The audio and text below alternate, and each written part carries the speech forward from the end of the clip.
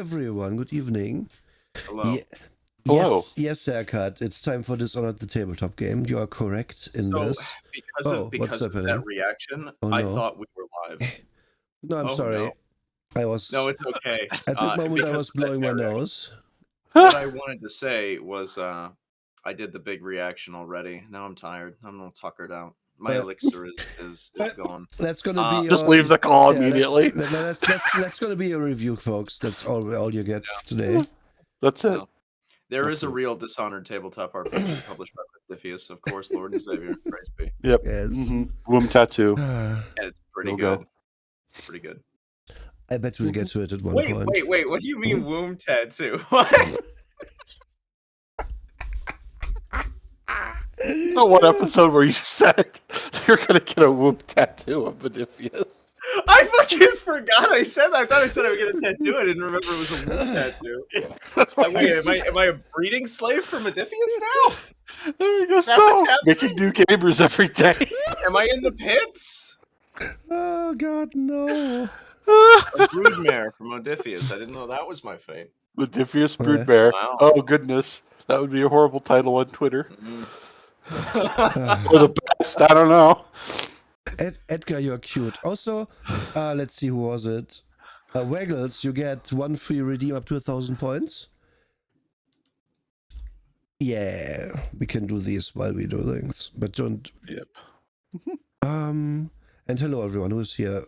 Haircut, Waggles, Edgar is here. Yeah, 1,000. Waggles, 1,000. I said 1,000. Yeah, 1,000.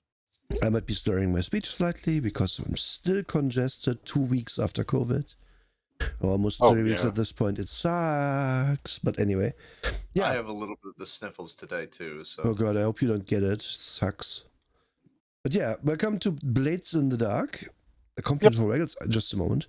Let me do the intro first. Blades in the Dark, where you play Shadow Man. It's written by John Harper. And then it goes. Yeah, we get to be Turok Shadow Man. Yeah. If this book should have done one thing, it's like it's such a dark cover, right? Yeah. They should have gone with gray pages, because this is very off-putting to me. Like scrolling down, white, too white. Yeah, you get flashbanged. It was pretty rough. I guess that's what many books do, but you don't expect it with a game called Blades in the Dark. That's this dark. But yeah, published in 2017 or maybe 18, depending if there's a signature. Yeah, 17. I don't know. Initial copyright 2017, published in 2018. Okay. By 1-7 Evil Head Productions. John Harper is the main guy who made game design, writing, layout, art, and cartography.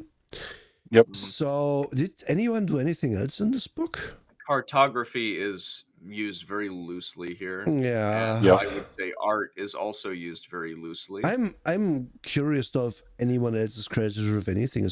Did he just do the whole thing? I genuinely find this book to be meh. It says additional material by, and I'm gonna be real. As a huge narcissist who also publishes my own content, if I was a huge jackass and didn't want to mark any of my contributors, I would also say additional material by these people and then credit myself with everything. Yeah. I would also do that. Now I wouldn't, but if I wanted to, I'm gonna be real. I have some background with Evil Hat. I do not like them as a production company. Okay. As a printing company, I think they make very mid games. No, yeah, they're definitely mid. Not only is it Blades in the Dark, which I'm not super into, but also Monster of the Week, which is like genuinely one of the strangest games with one of the worst cycles of play I've ever seen. Like, I've never read it, so can't really comment there. We should do that sometime. Yeah, we should. Yeah. After I'm fully broken down, I can rebuild myself in the image of hatred, the icon of sin. Yes. With Monster of the Week. Okay, I can't wait. We'll make you faster, stronger. Yeah, and then I can do the sound when I'm like running and shit. That'd be awesome. Yes, your mantis blades. It's gonna be your superpower, yeah. $6 million Emery. Why haven't we had a reboot of $6 Million Man called $6 Billion Man or $6 Trillion Man? Where the fuck is that? That's just too real. I'm so mad. Like imagine in current year anyone spending $6 billion on a man. Like that's too much money. Yeah. Mm-hmm. The most you've heard about this game is that the lore is dense. I mean, the lore is dense, but is it interesting? Well, we'll get to that. That's true. Waggles, you might not be a good flotation device, but you're a sexy flotation device. There you go. That's your compliment. We have the first thanks in the thanks chart is Adam Coble. Yes. Yep. That's part of the reason why I picked this one. Probably because he starts with an A, but yeah. Yep. That's why. Care to remind the listeners as to what that means, in case they don't know? An absolute bastard who presses sexual assault on his players during a live stream D&D campaign, and also wrote one of the most boring, not even mid, but low tier, could be a single page RPG. Yes, which is Dungeon World, which is like, I'm just gonna only put the parts of D&D I like in this, and then omit the rest, and that's not a good game. However, I will say, prior to 2019, Coble had a lot of presence in the space, and it genuinely made me not want to publish the space for a long time. Like, the last thing I published was in, I think, 2016, 2017, around that time. And then Coble blew up, and it's just like, I don't even want to get around. I refer you back to our Dungeon World episode where we talk about that shit at length. I don't want to get into it again, to be honest. But just a quick acknowledgement, Coble is a big fucking scumbag, and it's a good thing he has been thoroughly ousted from this hobby, as far as I know. Yeah, he's been completely cast out of the hobby. Nobody wants to work with him. Nobody wants his name on their projects. And there was one project, I can't remember which one it was recently, like this year recently. He was trying to throw money at it, and they said, "No, we don't even want your money. Go away." So, wow, incredible! I'm talking serious money, like $100,000. He was trying to throw at something. That's incredible. I would also turn down $100,000 from Adam Coble. But I do want to say, last thing on Evil Hat, before we actually get to the game, I swear, I swear this is going to come around to it. But this is a company that is consistent at making, as I said before, either mid or just blatant like rip-off games. Like Blades in the Dark is just Dishonored and Thief. Band of Blades is just Black Company. Scum and Villainy, no shit. We know what that is just Supernatural. And honestly, I'm gonna be real. Mainly because they don't have a huge LGBTQ writing staff. Thirsty Sword Lesbians and Advanced Lovers and Lesbians, fucking disgusting. Like, some of the actual most like tokenization you will ever see in the tabletop space is in those games. They are. It feels exploitative. Those books do. Extremely exploitative. Lovely. And they made Fate, which Fate is garbage. So, all right. Moving on. Those games are. Now, I will say, I think the art for Sword Lesbians and Advanced Lovers and Lesbians is great. Yep, they got actual teams for that. That's why the art is great. It's fantastic in those books. But maybe don't make exploitative games. That would be really cool. Thanks, Gigi. Anyway, move on. So please, guide me. I hate this game, so I'm gonna let you two. And I will have to League of Legends. I will have to have Trake do a lot of this, because this is Trake's pick, and Trake read it the most. But I have looked into this book a fair bit over the course of today, because I didn't have time to do it sooner. Oh yeah, but and that's totally cool, because I've read this like 3 times. Are fresh on my mind. So let me just pull up my notes. Let me do the basic shit. Okay. So firstly, this book is a beefy one with 320 pages plus index. Over 100 pages of which is some sort of nearly 100 pages are the background, the setting of this game, which we will get to that, but it's not important for right now, not really.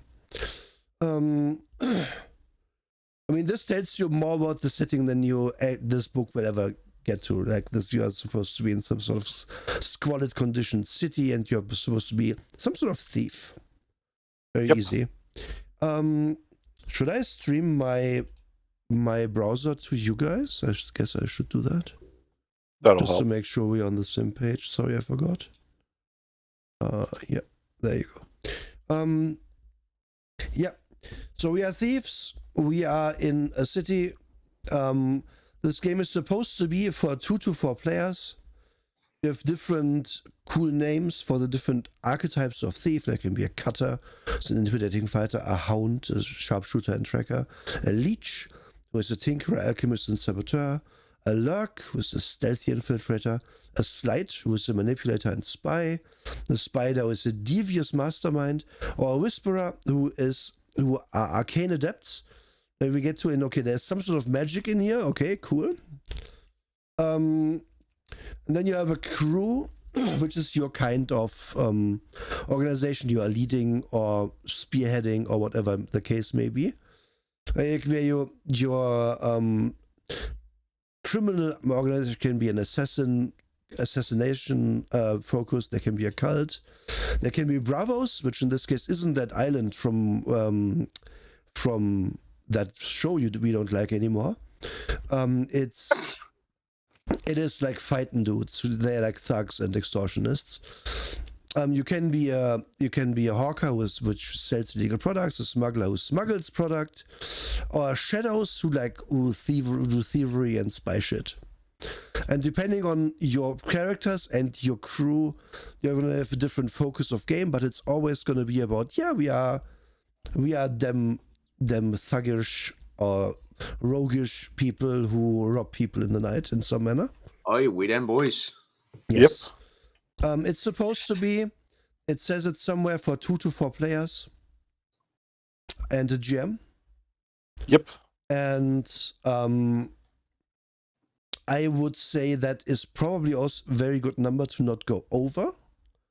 Because from what I see, you kind of want to have blind spots if you want to play this well. Yep. If you have like more than that, here it says this.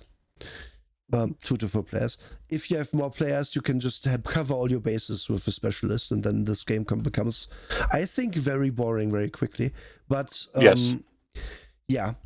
And now, okay, making the game your own. I will say this book is not badly written overall, just as a side note. Like, it explains itself That's well. Fine. It's in my opinion often too wordy in its explanations, because I will be able to sum this game up very quickly. In terms of mechanics, and it spends like a lot of pages on mechanics. But an important distinction to this game as opposed to other games that we might have played is we are not supposed to ask the GM, okay, GM, what's in this room? Oh, I see. Okay. I look around. Okay, make a perception check. That's not how you play this. You are supposed to tell the story together. And there's certain decisions you as the players get to make as opposed to what the GM gets to do. For example, the GM gets to tell you, okay, there's like a guard here. And past that is whatever you want.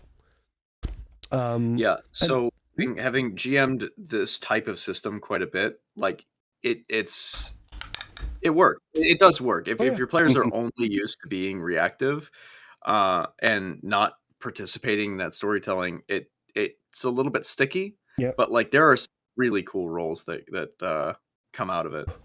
Yep. Honestly, though, for my money, I will always prefer a more bounded system that has a slight element of cooperative storytelling. Like, I think all of the hullabaloo, the way that it was sold to me was like, oh yeah, if you're fighting with a guy, like 2 guys in like a dirty bar, then you're like, oh wait, we're in like a bar basement, right? So there's a bottle. Can I grab that and smash it on the guy? You can already do that in literally every other system. Yeah, the element of cooperative storytelling that these are sold on are in systems that are better, have better crunch and more engaging mechanics. Yes. Like, there's no point. I was going to I will always say that there is no point to these types of systems. I was going to get to that. Little. I think, like, okay, you can like this more in the sense of it gives the player, in a sense, more control, right? Yeah. But if your DM isn't a dickweed, you shouldn't need that control. Like exactly. Like going back to my example of, okay, there's a guard here guarding this door, and behind that to be, I don't know, the secret documents you have to steal for this adventure to make sense. So then I can be like, as the player, I can be like, okay, I bonk the guard over the head. Okay, I sneak past the guard. Okay, I climb up the roof and go through the side window. Or I can fast talk the guard into letting me in because, didn't you know that I'm supposed to like let the bath in for the commissioner? I don't know. Yep. And all of these will be valid in a normal game of D&D. If your DM isn't an idiot, an asshole. But in this game, the game is just like, yeah, okay, if your player wants to fast talk the guard, you have to let him. That is the only functional difference in the system. Yep. And it's the only functional difference, yeah. Also, I think there is validity to allowing that control and getting people to understand that they can do it. Yep, this is correct. Yep. However, that should already be a part of regular role. That's like part of your regular game anyway. Yeah. It is normal. It is expected in my game. If I'm like, hey DM, can I, as they said earlier, can I grab the bottle to knock that guy over? Maybe set him on fire next time because alcohol on him now? And if my DM is like, no, that's not possible, there's no bottle, then I'm like, boring bullshit. And I will not like the game as much. So any good DM will be like, yeah, you can totally bonk him with the bottle, but you're unsure if it's full. Like, roll me a d6 to see how full it is. That's way more interesting. Yeah. But now, so this is a thing that it ties back to almost like cinematic storytelling. Like when you're dealing with films, and especially fight scenes in films, all of those little set dressing things where like a guy grabs a bottle and smashes down on somebody, like that stuff is usually decided last minute, unless it is decidedly written into a script. Most scripts that call for like action go, a fight scene goes here and the choreographer does it all. Yes. Yep. Like that's it. And then they make those decisions and put in those props at the last minute, unless it's something again explicitly done due to editing. There's certain things like in a kung fu movie there will be a lot planned out, but the moment-to-moment movements won't be, and you don't have to plan those out. Even set dressing isn't exactly. So all of that stuff can be built as you're going through, just because you think it's cool. Yeah, like I do that shit all the time. Great. Yeah, constant improvisation. You will have the knowledge of, okay, this scene is going to be about we are fighting up the stairs, and then more guys come in, and then we fight back down the stairs. But what happens in that scene in the moment is going to be up to the actors, very much so. Yeah, and here we get to the problem of the whole thing. What I just told you. Kind of bullshit, actually. Because, so, first thing, which actions are reasonable as a solution to the problem? Can this person be swayed? Must we get out the tools and tinker with this old rusty lock? Or could it also be quietly finessed? The players have final say. That's what I just said. This is the, I bonk him on the head with my half a brick in a sock to knock the guard out. But then, now we get to so this is a 5-step process as we see here. Second step. How dangerous or how effective is a given action in this circumstance? So the player just decided to knock the guard out. And now the DM, and now, how risky is this? Can this person be swayed very little or a lot? The GM has final say. So the system is scared to actually go through with what it just said. Yep. Because the DM can be like, no, the guard is wearing 3 helmets. You can't just knock him out. It's going to be super difficult. I mean, okay, over the top example, but you get what I mean. Like, especially if I pick a thing like, okay, I climb outside, I climb around the roof and back down, or I fast talk the guy, and the GM doesn't like what I'm saying as my fast talk attempt, then the GM can just be like, yeah, okay, it's not going to really work. It's not going to be very effective. It's going to be a very hard roll all of a sudden, because you didn't do what I expected you to do. It's a worse version of how they talk about it in Monster of the Week. If I remember how they talk about it in Monster of the Week, it's more adversable. In which I could actually get down with that in terms of cooperative storytelling, where it's like, oh yeah, you shove the werewolf out of the window, but now that you've broken that window, now you see that there's people outside that are like looking at this, and your action now has a consequence. I think that's cool, but like GM having final say of like, no, this guy's just got a really thick skull. He's got like a Neanderthal brow, so you hit him on the head and he just go out. Fuck you. Yeah, or just saying, okay, it's harder to do this than you expected, and you said what you said. The game bugs. Yeah. There's really no risk. There's really, like, why this? I mean, it's dumb. But anyway, let's continue. So, which consequences are inflicted to manifest the dangers in a given circumstance? Does this fall from the roof break your leg? Do blue coats merely become suspicious, or do they already have you trapped? The GM has final say. So, again, if something goes wrong, the GM also has the knowledge, which is fair enough. The GM would have the knowledge of his own adventure to say what happens if you do something wrong, right? Yeah, makes sense. This is this is normal.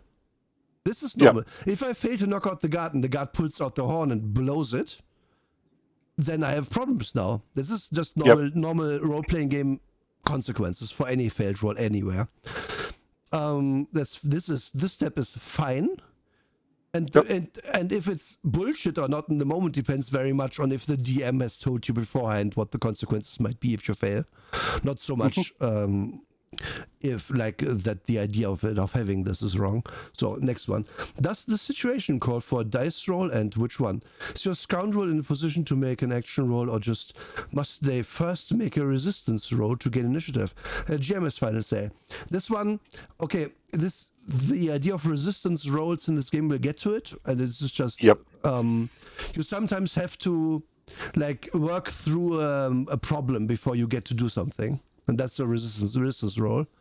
It's basically like, but the guy is about to disarm you. What do you do to not be disarmed? Kind of thing.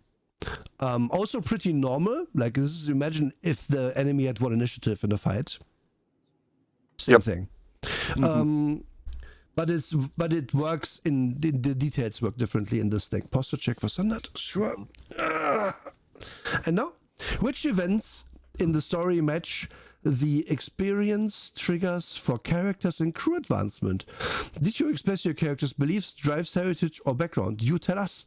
The players have final say. So the game allows the players to decide if they play it well and if they should get XP. Which, why?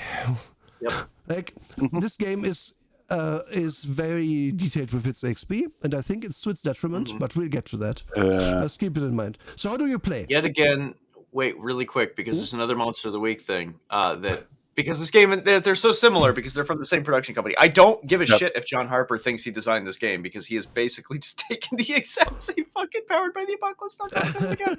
Because that's all Evil Hat does. They can't do anything else. They can't do anything. They cannot make anything else. It's not like Modifius, where they have this incredibly detailed, interesting system, and then they change it per thing. They have one dishwater system, dirty dishwater system that they just think works. It is the most flat, uninspired gray water that you just have to drink because this is what Evil Hat makes. But anyways, so XP in something like, Monster of the Week is done through a questionnaire at the end of the session, basically. I've never read the XP rules in Blades of the Dark. I don't give a shit. Every session I ever played about this was one session. We never did XP. We never moved on. We never played it again. So, but they're going to get to XP eventually. Really quick. But so the way that it worked was that you would do a questionnaire and you would ask, hey, have we learned anything about, a member of the party, right? Have we learned something new about the monster we're hunting, and have we killed it? And those were the 3 questions, and that's what you got. And that could give you up to 3 XP. Easy. That's it. Like, that was solid advancement because it answered questions. And, there were a couple sessions where players would try to game that to get the extra point. But, Which is my base problem with anything where it should be up to the DM to give XP. It's just easier. I don't care. I don't care to squabble about it. Like, I can... No. I would much rather the DM be like, you get 600 XP this evening, or you get a level up this evening. Depending on what kind of game you are playing, you might not even do XP. You might just do milestones, whatever. Milestones, and that's way easier for everyone than anything else, because the DM can just make a decision there, and then you are fine with that, because it doesn't fucking matter if you get 5 XP or 6 for tonight. And there's another aspect of that too. That when the DM takes the full control of that, when the DM's in full control of it, they know how fast everybody's going to be advancing. Whereas in a situation where you keep putting things in the player's hands over and over, eventually the DM will look at your sheet and go, "Why are you 12 XP ahead of everybody else?" Yeah. Oh, I answered the questionnaire better than everybody else. Okay, now the only thing is that questionnaire is done as a group and everybody gets the same XP. That is the only thing that I think. This game. But I mean, whatever. We're getting to XP. Anyways, So how do you play? When we get down to it, these games came out of like the worst era of RPGs I think that we've had since the Heartbreaker era in the 80s. Oh God, the Heartbreaker era. It's so bad. At least the 90s had fun games. I will say the Heartbreaker era is the worst era we ever had, but yeah, this era is also shit. Yeah, because that gave us fucking Cinnabar. Like we can't outplay that. That's just Cinnabar. Cinnabar gap. Yeah. Era dip. Okay, let's get back to this bullshit. So how do yes, you play? I'm gonna shut up. You have a number of dice. You roll them. They're 6-sided, and if any one die shows a 6, you did a full success. You did what you wanted. If the highest number is a 4 or 5, you have a partial success, which means you still advance the plot and do what you wanted, but there's a consequence of some sort. And if it's a 1, 2, 3, it's a bad outcome, and whatever you did try to do goes poorly, and you might have consequences for that. There's also a crit mechanic, which isn't explained here, which is if you have 2 or more dice of double 6s roll, you get a crit. And there's a failure mechanic, which if you have no skill in something, so no dice technically, which is not uncommon in the system because many things you don't have a point in. You roll 2 dice and take the worst one. And I think the most dice you can have is 6. Yeah. Which is that's accurate. But that is for an unlikely comment, more likely the maximum is 4. Yep. As to why we'll get to that. Also, to piggyback on, it does say it right there. If you roll more than 1 6, you do get a critical success. Yeah. It does explicitly say it. And you cannot crit when you have a 0. When the 2 dice roll, it's the 2 dice roll, but only 1 dice will count. Yeah. So pretty simple and very easy to understand. And I think in and of itself also not a bad system if it doesn't go over the dice we just mentioned. 6 dice is already, in my opinion, too many. But that is a very big edge case where you're doing the thing you are the best at ever with help and while having an advantage of some sort from the storytelling. And while possibly being a weird supernatural creature. Yeah, it's true. Yeah. Which is detailed much later. There's a few different kinds of rolls. An action roll is what you would expect. A downtime roll is to do something on the side. A fortune roll is just luck, and if the NPCs do something, how does it affect you? And resistance rolls are like to not get harmed in some way. And blah blah blah. There's a bunch of attributes. These are these. Yep.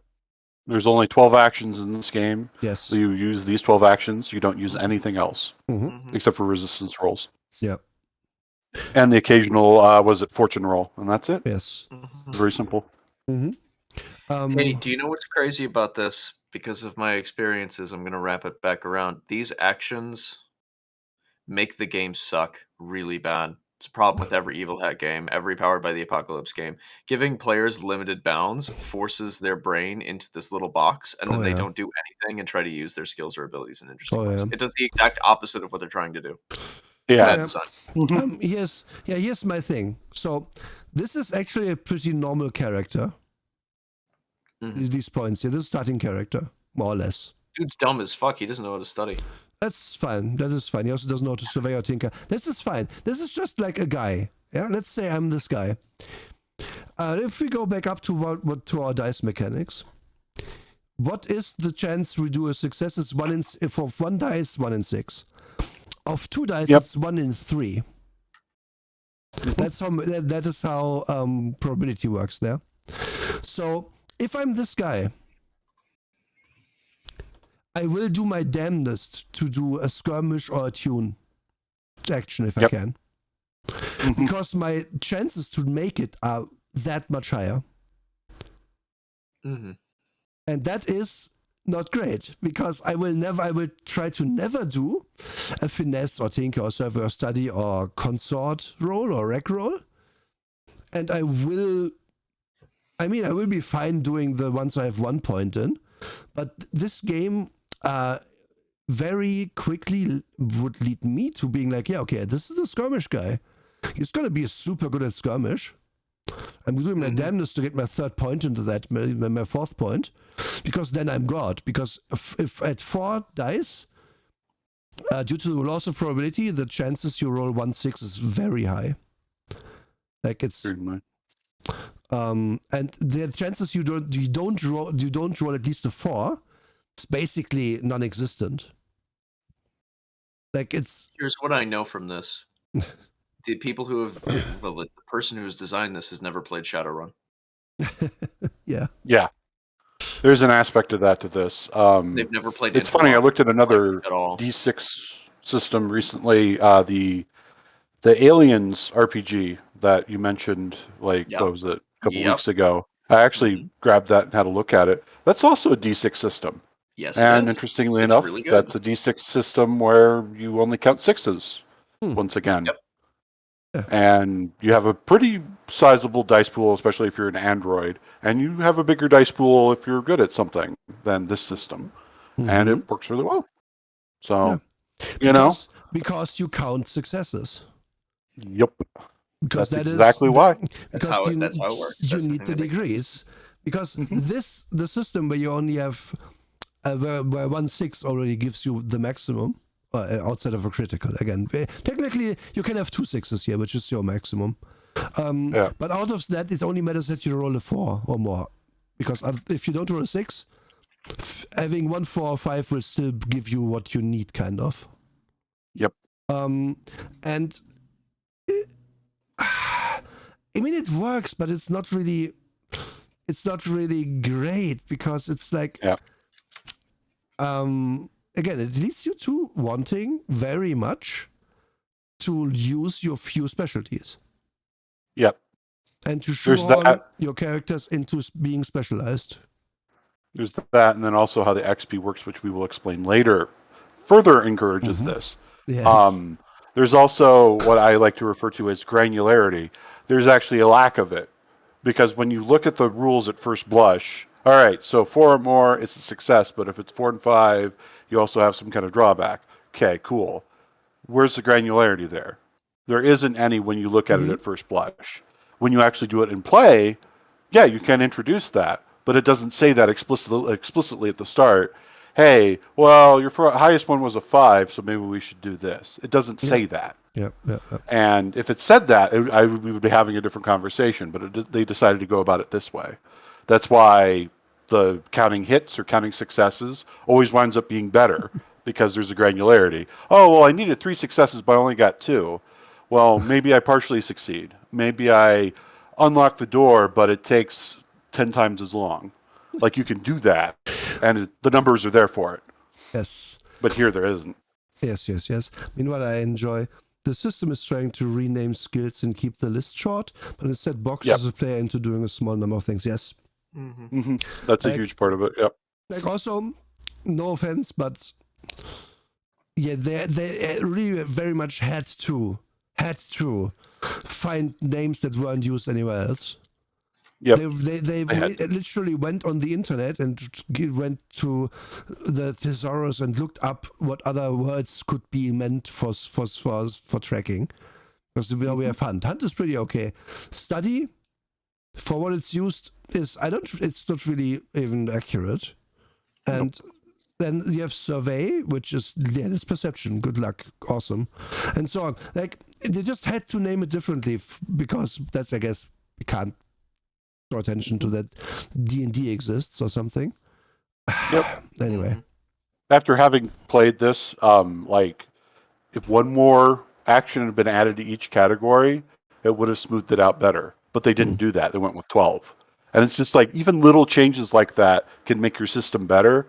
But the thing is it goes back to what I was saying before. If there was more granularity, none of that would matter anyway. It'd just be better if there was more granularity. Yeah. Because you can deal with 12 skills just fine in a lot of systems. I like the scaled down systems of 5th edition versus original 3rd edition a lot. But if you don't have any kind of granularity with it, never mind. It doesn't matter then. Yep.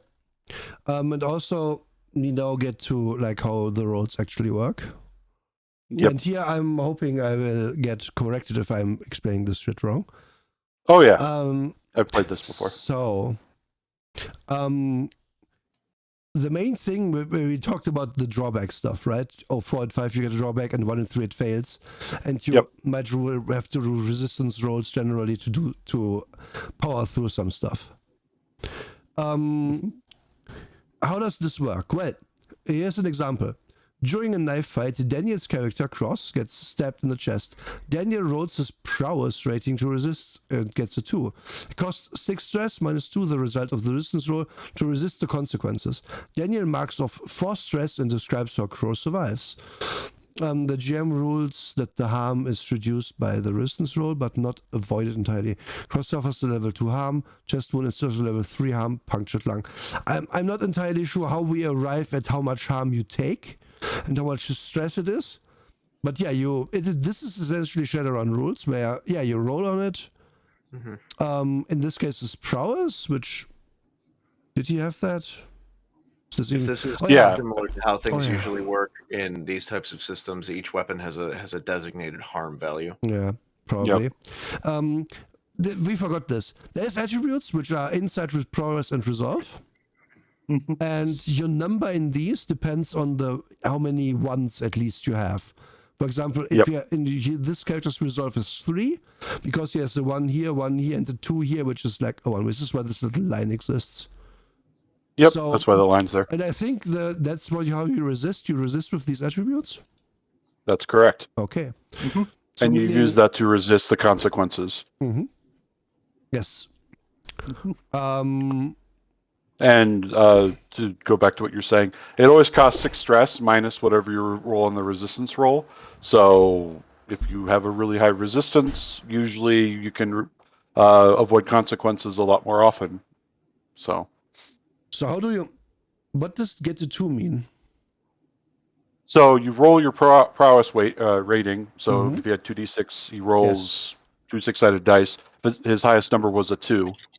So he reduces the stress by 2. So if I have lots of prowess, I could just roll 1 6 and not take damage from an attack at all.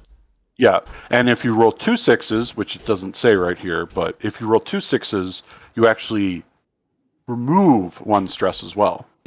Okay, so because you resisted it so well. Here we arrive at a problem of this book, by the way. I have to ask this question because this has not been explained yet. They haven't explained how I do how do this roll actually. They have talked about resistance rolls. When I might need to make one, but this text actually does not tell you what you do for that. And I don't know. They use a lot of words to explain a very simple thing. And by the way, no wait, we don't know yet what stress actually does because it's not been explained yet. So let's ignore this for now. Hi John. You can also push yourself, which costs you 2 stress. Which gives you, I think, a temporary setback kind of thing after. But this gives you 1 dice to roll extra. Or you add 1 level to an effect. See effects, page 24, whatever that is. Like, why would you explain pushing yourself and then 10 pages later have the effects of that? Like, they should have put it right there. The layout is bad in this book. That's what I'm getting at. And it actually pushing yourself doesn't have a drawback. That's something else that they mention later. But you take 2 stress. You take 2 stress. That's the only drawback. The other one that you're thinking of is, what is it? Make a deal with the devil. But don't you have to do something for those 2 stress, or is this just temporary no. HP? Okay, that's like HP. Yeah, you just spend it like it's a resource Edge. Okay.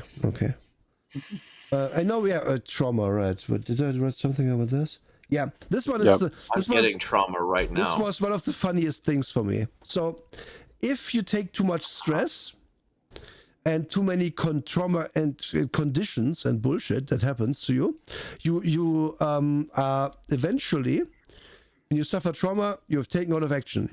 You are left for dead or otherwise dropped out of the current conflict, only to come back later shaken and drained. When you return, you have 0 stress, and your vice has been satisfied for the next downtime. With 3 vices, 1 again, bad layout. But So trauma conditions are permanent. Your character acquires the new personality quirk indicated by the condition, and you can earn XP by using it to cause trouble.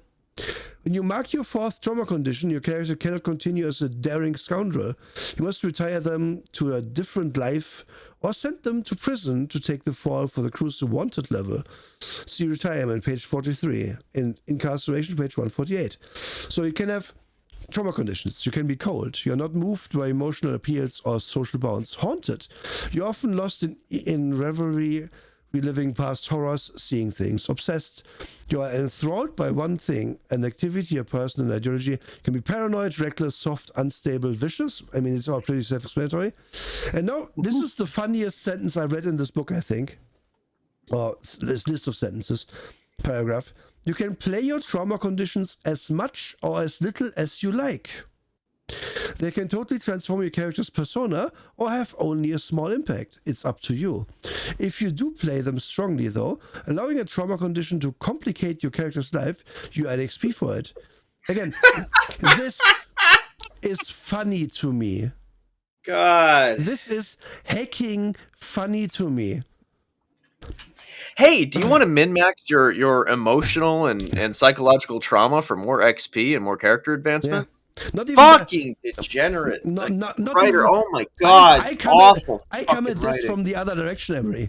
My direction is, if the game tells me, okay, you had a brush with death, you are now haunted by the images of you nearly drowning in the river for some reason, you know?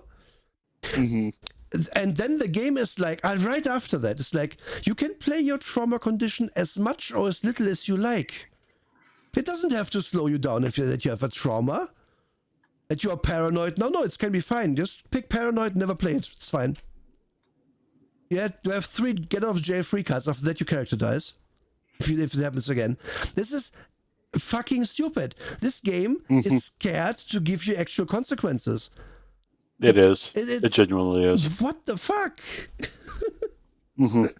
This is very much the energy of write it on your sheet, but don't worry about it. Now you can, if it's like, play it if you wanna. Which with many players will just mean, if it doesn't really matter in the moment, I can get XP for this. I'm going to suddenly overcome being paranoid, but then I'm going to use it at just the right moment because XP. This is such a versus me, who starts every single session after I almost drowned in the dirty river, like laying in my bathtub with the water nearly touching my face and smoking so that I can get more XP. Yeah. Because that's how trauma works, right? Yeah, that's how trauma works. Yeah. Neurotypicals, yeah. Exactly. Fucking disgusting. Neurotypical wrote that for sure. Saturn dude, yes. Yep. Yes. That's so dumb. Also, I mean, some of this is also not what you get for having a brush with death. Yeah. Yeah, I get that you can be cold because, like, oh, my people didn't help me. I don't like them now, and I can't trust them. Becoming an obsessive compulsive all of a sudden doesn't happen. Yeah, that doesn't really work that way. Becoming paranoid. I mean, okay, I would say it depends a little bit. Some people can crack in that way, but becoming what does unstable mean? And by volatile, it's like it's very reductive. This game could just as easily be like, okay, you take some sort of trauma. It's a permanent wound, a permanent problem. Play it out. It's your problem now, because you had a brush with death in some way. And the game should never be like, if it wants these sort of mechanics in it, be like, but you don't have to play it out. It's fine. Like, it's okay. If you don't want it, it's fine. That is so spineless. It is incredibly. It is. None of this is physical only either. Included for the grit, right? Yeah. This isn't like a master thief who's been operating for years, who's dealing with now like back problems and a knee issue and like an obsessive compulsive disorder that he's built over his time and repeated psychological traumas. This is, I fell in a river and got real cold, and now I'm inured to the idea of death because I'm sick. Like, fuck you. Yeah. And even then, like, if we boil it down to what the game system is trying to tell us, it's like, we don't even have to have fallen in the river. We ran out of stress. That's it. Yeah, that's it. I got too tired on a job. Yeah, that is true. Yeah, like, I wore myself out. I had a big day. I tuckered out. Now I'm fucking vicious and I attack people with knives. But I'm also soft, so I'm passive and complacent. This is something I would get to later. Okay, that strikes something I will say real quick. It's very funny that you could take totally at odds things here. Yeah. Yes. I'm soft, vicious, and unstable all at once. That is valid for you to do. And I'm paranoid, but I'm also reckless. Yes, I'm paranoid, but also soft, and what's stupid, haunted, because then it makes sense that I'm paranoid. I don't know. Cold and soft. I'm so sentimental, but I can't express it. Help the thief is fall into the river in mumblings. And the problem is, you mark 4 of these at max. Think about 4 of these fucking things combined. No, 4th time you died, so it's 3 of them. But yes. Yeah, okay, so 3 of them. Yeah. They don't have the balls to say you die. They just say you retire. Yeah, you retire. You can't keep doing this. Yeah. You're going to go to the old thief's home. But you can. Oh, that's great, because you can be the bartender or something. You can be the soft, unstable, vicious, paranoid bartender of the party now. Yes. I used to be an adventurer like you, but now I'm a bartender. Like I'm not saying this can't work. I'm saying don't put these in here. These are like it specifically says take one of these conditions. These are the ones we want you to take. No, it should be like you have something. Here are some examples. One example here should really be you lost a limb or something, and now you like have to make do without a foot. Because this is the kind of setting where that would be a realistic problem. But anyway, another point that Drake touched on is very funny to me as well. Yes, you just run out of basically health points to those to happen. And you can spend 2 health points to push yourself. So you can push yourself, do a thing, and then fall over, be removed from the game somehow. So, funniest example I can think of, okay, we end this cold dark hallway, and I'm cracking this lock open. I really need this to happen. So I'm gonna use stress. Oh shit, I did my math wrong. I'm out of points. I have 0 points left. I cannot take more stress. I guess I die in the hallway and come back later for no reason. And then I died picking this lock. Yeah, I died picking this lock, and now I'm obsessed with I don't know. Lock picking. Yeah. It's so dumb. Like, it doesn't work. This assumes very much that you are in a conflict where this happens. But you can take stress in a normal dumb situation, and then you can die from that. Yep. And if I was playing, this is almost coming around to that shit that you were talking about, the Fallout system, where it's like, I pick a lock and I get more AP and I give it to the sniper 2 miles away to shoot a deathclaw. Yeah. This sucks. But I hate Blades in the Dark so much. But I will say no, Emery. This is the way worse implementation of that. Yeah, it is. It is. I know. This is like the apex of that. But I told you I didn't like this system, and now that we're doing it, it keeps getting me in more. And now we get to the next thing I don't like, which is progress clocks. What is the progress clock, you might wonder? I will say, okay, hold on. I actually think it's fine. I think that these are fine. Is okay. Let me get to why I don't like them before you say it. I could. Please do, yeah. Because as an idea of a system, this works. But okay, let me explain. Firstly, let me drink. Sandert. I was once a master lock picker like you, but then one day I failed and it gave me mental trauma. Yes, exactly. And now I can't see a lock without thinking of my dear old wife. Anyway, so what are progress clocks? Progress clocks are, if you like, let's say you want to rob the Hillside Manor. The GM is going to be like, yeah, okay, that's going to be like a 6 clock. Meaning, if you don't make a roll of some kind, I'm going to mark off some of these squares. And if it's full, something bad happens. The guards get alerted, whatever. Like this gives you a little leeway to fuck up and to heighten the tension, and that is good. I think that works, because it sucks if you're like, yeah, let's sneak in, and then the paladin rolls the 1 on their sneaking, and now we have 10 fights in our hands immediately, and nothing can work anymore except we fight, because that's how the adventure is written, right? So it's cool if you have like, yeah, okay, the paladins didn't sneak well, so we are now at like, we have 2 filled now. And so we have a little more room to fuck up, but eventually we're going to have to deal with consequences. Cool. However, how do these get filled? Well, it's simple. For every roll you make with a 6, nothing happens. For every roll you make with a 4 or 5, 1 square gets filled. For every roll with 1 to 3, 3 squares get filled. And that is what I don't like. Because look at the smallest clock, it's a 4 clock. If I don't make my first roll, we are here. And the next one thing that isn't a 6, consequences. Immediately. It should not be filled by 3, it should be filled by 2. And if these people had a brain, they would have realized this, in my opinion. Because filling it by 3 for a failed roll is too much.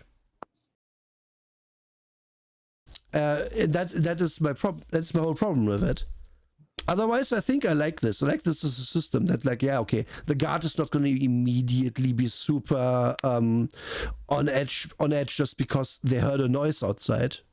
They're going to check that out, but by the time they do that, you are back, you are gone. But now they are awake at least, and maybe next time they hear something can happen. That's just normal storytelling. They choose to give it a system here. The system itself works, but I don't like that it fills that quickly if you don't make a roll. Just again, it's too much, in my opinion. Yep. So my immediate response is, so they put 2 things into place. Obviously they have the resistance roll for consequences. Filling a clock is a consequence. So yep. There's one way to ameliorate that. But then the second thing is that the hard and fast 4 to 5 means 1 segment, and 1 to 3 means 3 segments. That wound up not happening in the series of games I was in, because it was adjusted according to what our actions were. Okay. So like, if it was a situation where it was just like time based, like, all right, X amount of time until the cops show up.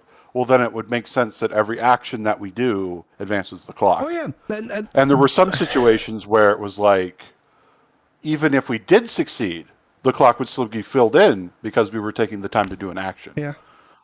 Which was cool. It was a really good visual way to do it. And that's why I really like this, because it's good for visual storytelling. Because you put that out in front of players and then there's drama and tension. Oh, yeah. No, this... But then... Oh, sorry. I'll let you finish. But then the other side of that was, if we could also use it for fighting bad guys. And in those situations, if we did something more clever to fight that bad guy, whatever the situation was. Like, we'll go back to the bar fight thing because we like using that as our example the most. Yeah, let's go. Oh, well, what if I push the table into him and attempt to get away from him? Oh, okay. Well, you might just bypass the entire progress clock then and run out the door. Things like that would come up. And this works well if you're willing to ebb and flow with it. But if people are just like, no, 4 to 5 means 1 segment, 1 to 3 means 3 segments, they've already lost it, in my opinion. So what I explained here is the basic explanation they give for this. And this is supposed to work with the danger clock, I think. Yeah. Because the racing clock is what you just described with, like, okay, you do an action, and that's going to be a segment of the clock. Or even 2 if it's a longer action, for example. Yep. And then there's some other clocks. Long-term project was one that was up a lot. Yeah. And faction clocks or something that's a constant. But usually in the play space, we would have anywhere from 3 to 6 clocks all the time. And it was stuff that was pertaining to us in the moment, not progress on a long-term project. Yep. And that was just a constant because we were always doing a whole bunch of shit all at once. It was an actual heist. No, I will say this system works, and I would even say this might not be a bad thing to put into other games. Oh, yeah.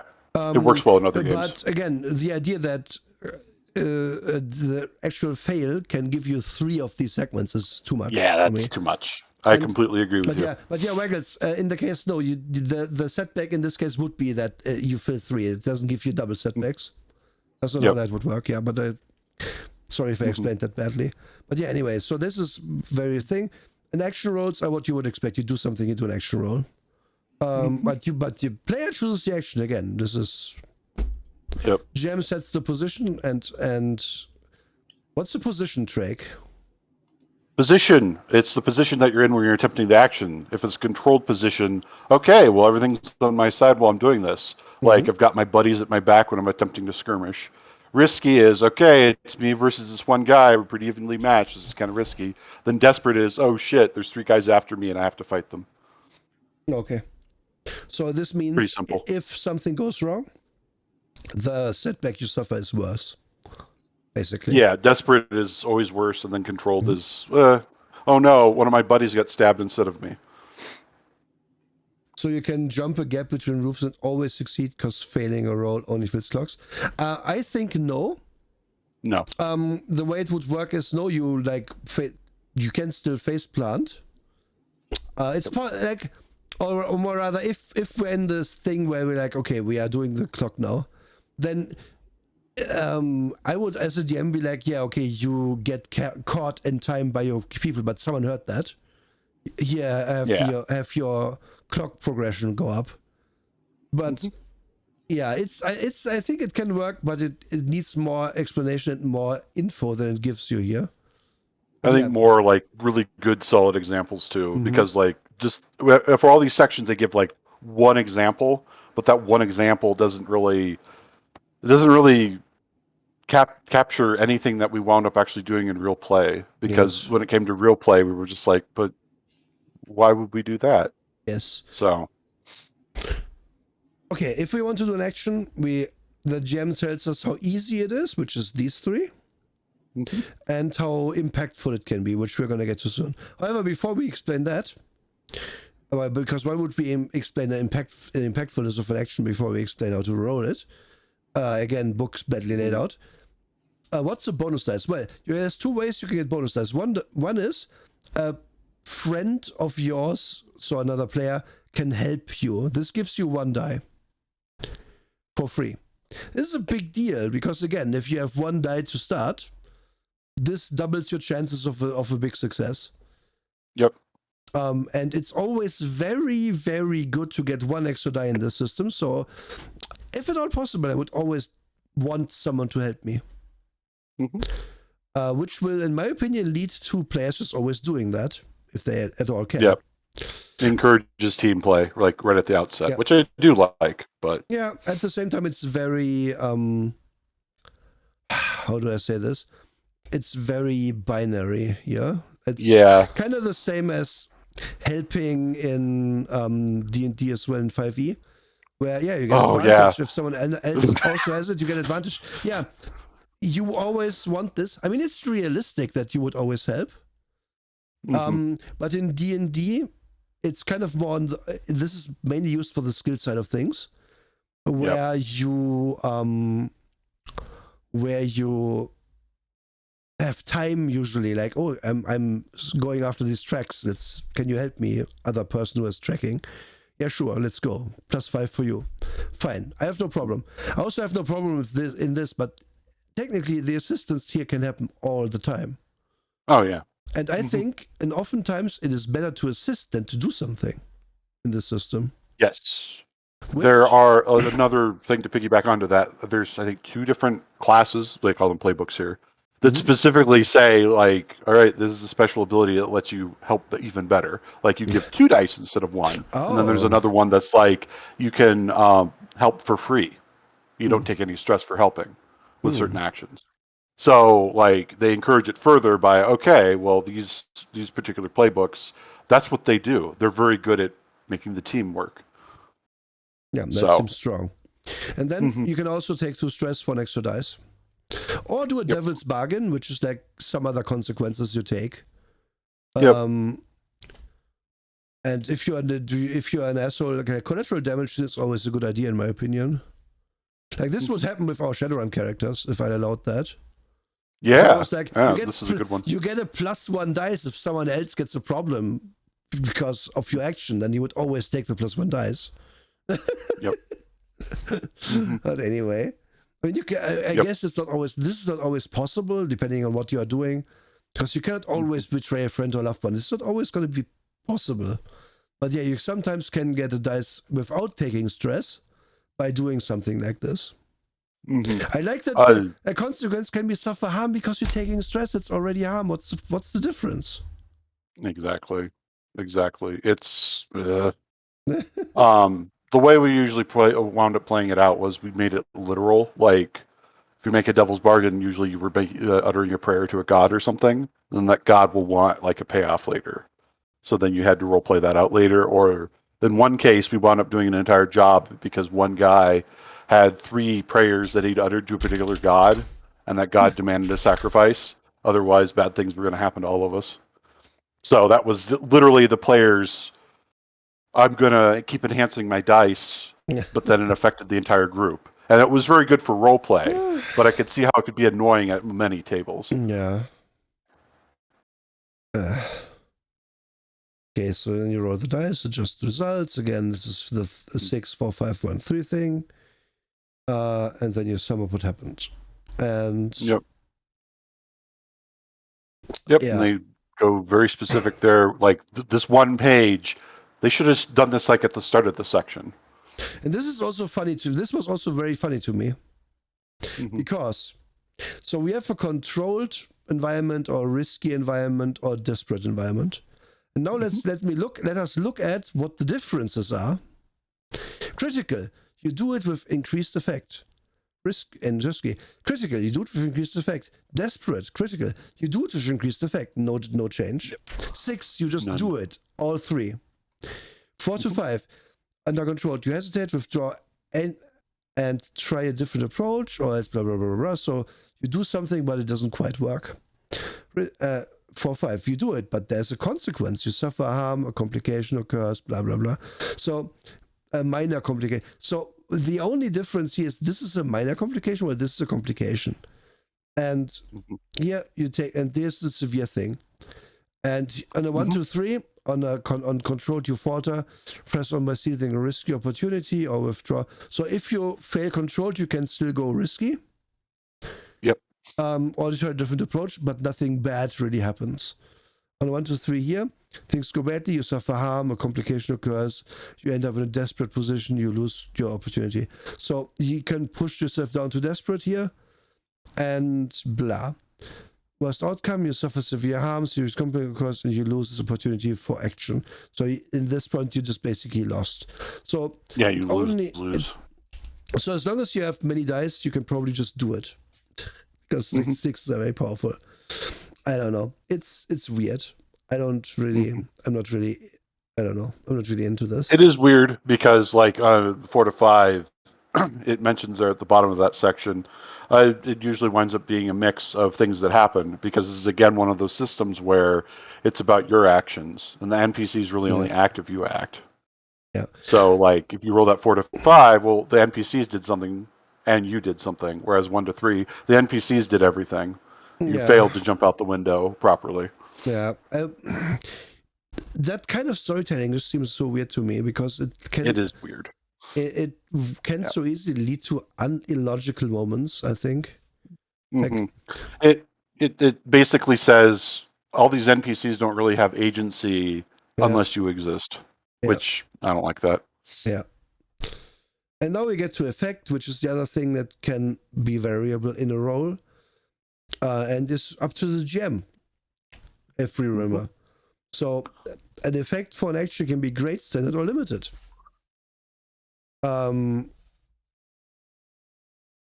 This is what you would expect. Either you do it well, you do it, or you don't do it very well. But it's like, it's still what's happened on a success. So what? And there's a quality and a potency. It's all very overcomplicated. Yeah, they provide all of these different ways that you can increase effect and yada yada, blah blah blah, and they just make it a little too complicated. They could just say you can increase effect these 3 ways, and then they just put 3 bullet points. They could have just done that and been done, honestly. Yes. And we get to one important thing as well. So,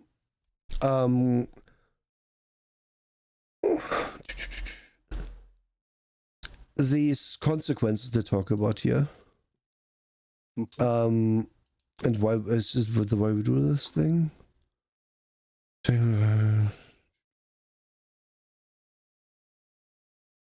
Yeah, right here it is. If you've played other role-playing games or video games, you're probably familiar with the concept of hit points for a character or progress bar or during a boss fight. The effect system in Blades is this type of pacing mechanic abstracted so it can apply to any type of situation, from fighting to social manipulation, investigation, arcane powers, infiltration, whatever. Every action has an explicit effect that everyone playing the game can understand, either resolving the current situation, or we can move on to the next one, or incrementing progress towards the current goal. So what this system boils down to is you advance all those clocks, as you said before. Yeah. You try to get them full. Like, for example, we're at the party and we have to fast talk the Baron while stealing his stuff. If we don't fast talk him enough, he's going to go to his room and he's going to find us stealing the stuff. So we have to do both of those things at the same time. You actually described what one of the heists that I literally did was. Yeah. Seems easy.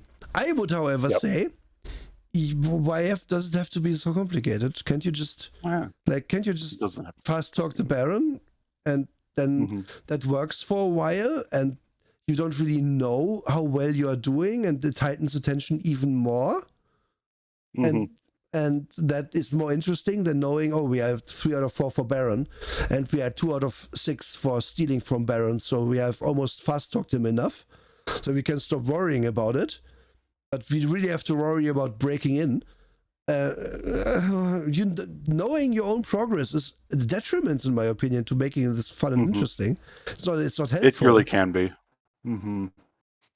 You're absolutely right. There are a lot of situations where it wound up being like, well, we know our progress. We need to do exactly this. We need to spend this much stress. We need to do this many devil's bargains. Once we got down to the numbers part of it, I was like, sometimes we lose some of the narrative when we do that. Yeah. So it works. This system can really work well for you, but the problem is that once you get past all the verbiage, if I may, you're left with something that is just like, well, I could use any other system for this. I could run Shadowrun instead or something. Yeah.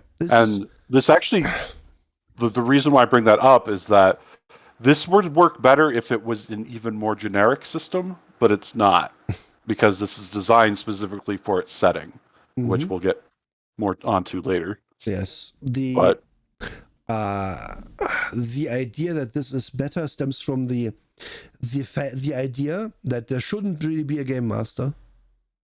It should be a collaborative storytelling thing where everyone has a say, and the stuff we want to happen happens. But if you want to do that, just find a way to abstract out the game master out of this stuff. Just have mechanics that do this thing. There are games that do that too. Yeah, it's possible. Yeah, but if this still has a game master, what does he do? He's just arbitrating this and not really having. The game master doesn't really have a say in what happens. This is weird. It is weird. I don't like it because call me old school, but I like the game master having a say in what happens. Oh yeah. Well, I like the game master doing a lot of things. It's like, I'm in your game world. Yeah. I want to be in your game world. No, but I don't want to be in my game world. I just got off work, But Trek, you are in this weird city that we were out for this game. Duskfall, yes. Yes. And now we talk about positioning and even more of this stuff. Okay, I've been listening, but I've been away at my desk for a hot minute. That is fine. I do want to say, this system treats the GM the same way. My code of etiquette. I've talked about my code of etiquette and ethics for game mastering before, in which I state, I am not your Xbox. Yep. I'm a living, breathing storyteller, and I get off on making good stories and causing trauma to characters so that they can grow. That's what I like. I like to create this conflict. These games, Like, it's less so in the OG Powered by the Apocalypse stuff, but in Evil Hats Powered by the Apocalypse knockoffs, like this, they try to give the GM so little to do. All you are is a facilitator. Yeah. Which, Yeah. that ran so badly for Monster of the Week, where I have these incredibly detailed ideas of like, okay, so this is how the monster functions, because I played Call of Cthulhu a lot. So to me, it's like, all right, what's my favorite monster? You know, I want to put a Bayaki in this arc because that's my favorite Call of Cthulhu creature. And I know how the Bayaki works. I know what it's going to do, but the players are deciding where they're going, but that doesn't make any sense, right? Like, I actually think a great look at how Evil Hat Productions fucking fails comes from Adventure Zone. If you guys go back and you watch or listen to, sorry, the second arc of Adventure Zone where Griffin's running Monster of the Week, and like there's one of those arcs where he's like, yeah, no, it's at the water treatment plant, water treatment plant, water treatment plant. And then like his players are just like trying to push for something entirely different. And it's like you have no like ability as the GM to set a thing in an area you want. The players have every ability to just do whatever, and you are the reactive one. It feels so bad as a storyteller trying to tell like a decent story. Yeah. And it turns you into a facilitator for dice rolls, and I'll have no part of it. Yeah, and I have harped on about this a lot, but I will do it again here. Role-playing should be a collaborative thing, absolutely.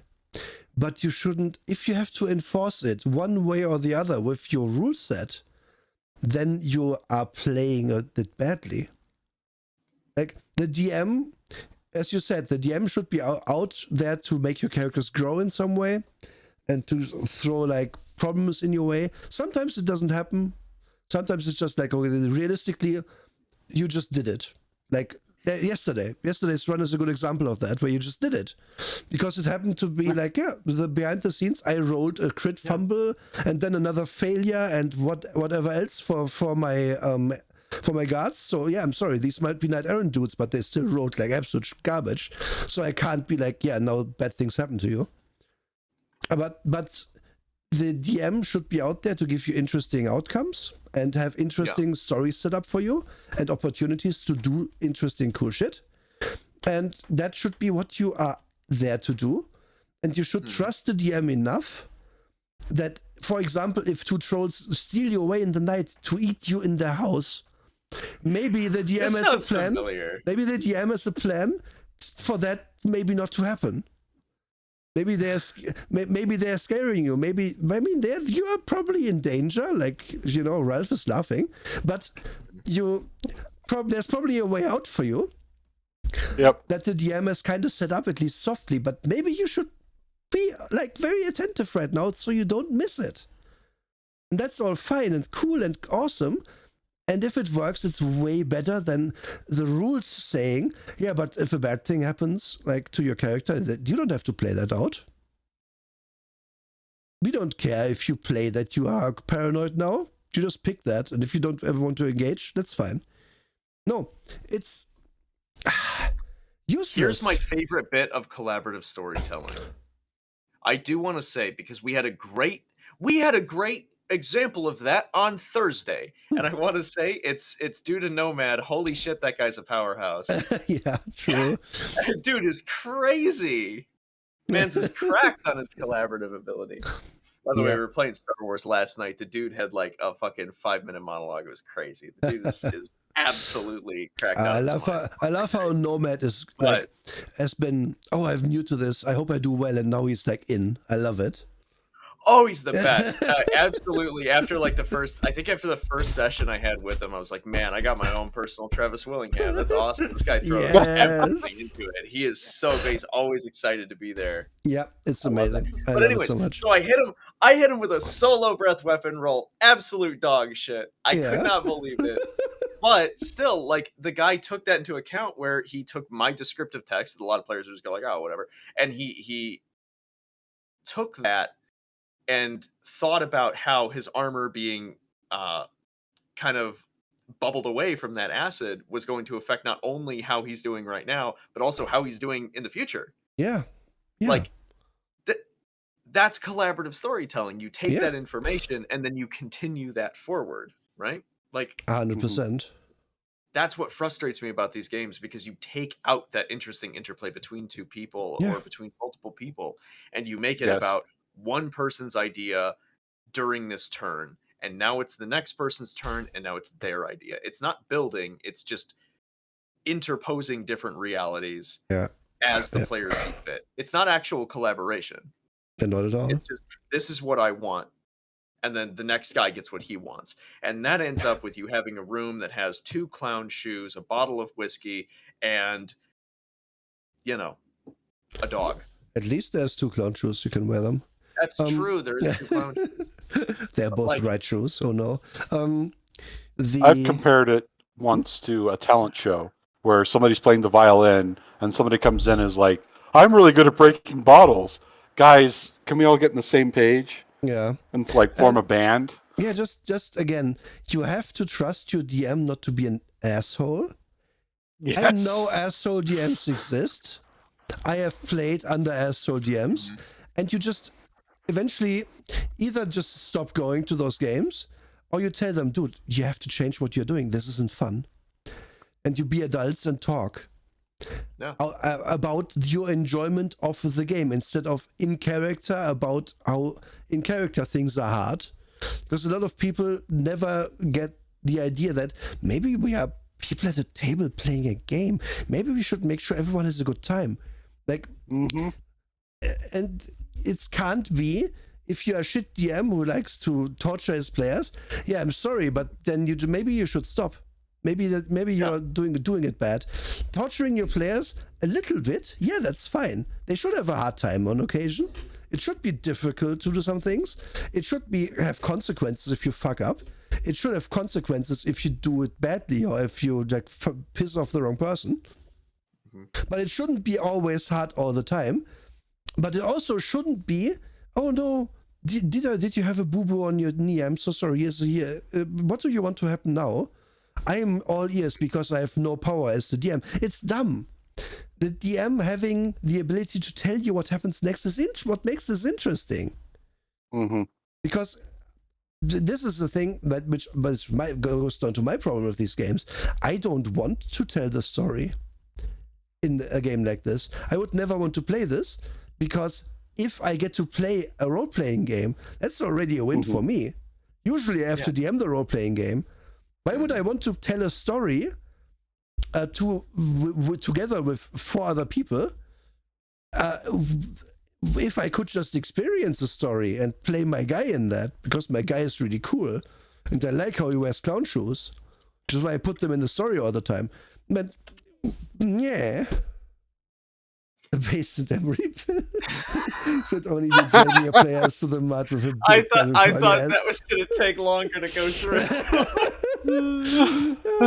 I love it. Anyways, honestly, I was listening to I had whatever YouTube mix on, and a bit from Brendan Lee Mulligan came on, and I'm not super into his DMing style. I think he's a little bit too histrionic for me, but even in interviews, I like people who are concise during interviews. And I think I know what you're referring to. Professional pattern, but this guy, he's talking about how there is kind of a disconnect between the player, because the player wants a character arc while the character wants to just live their life.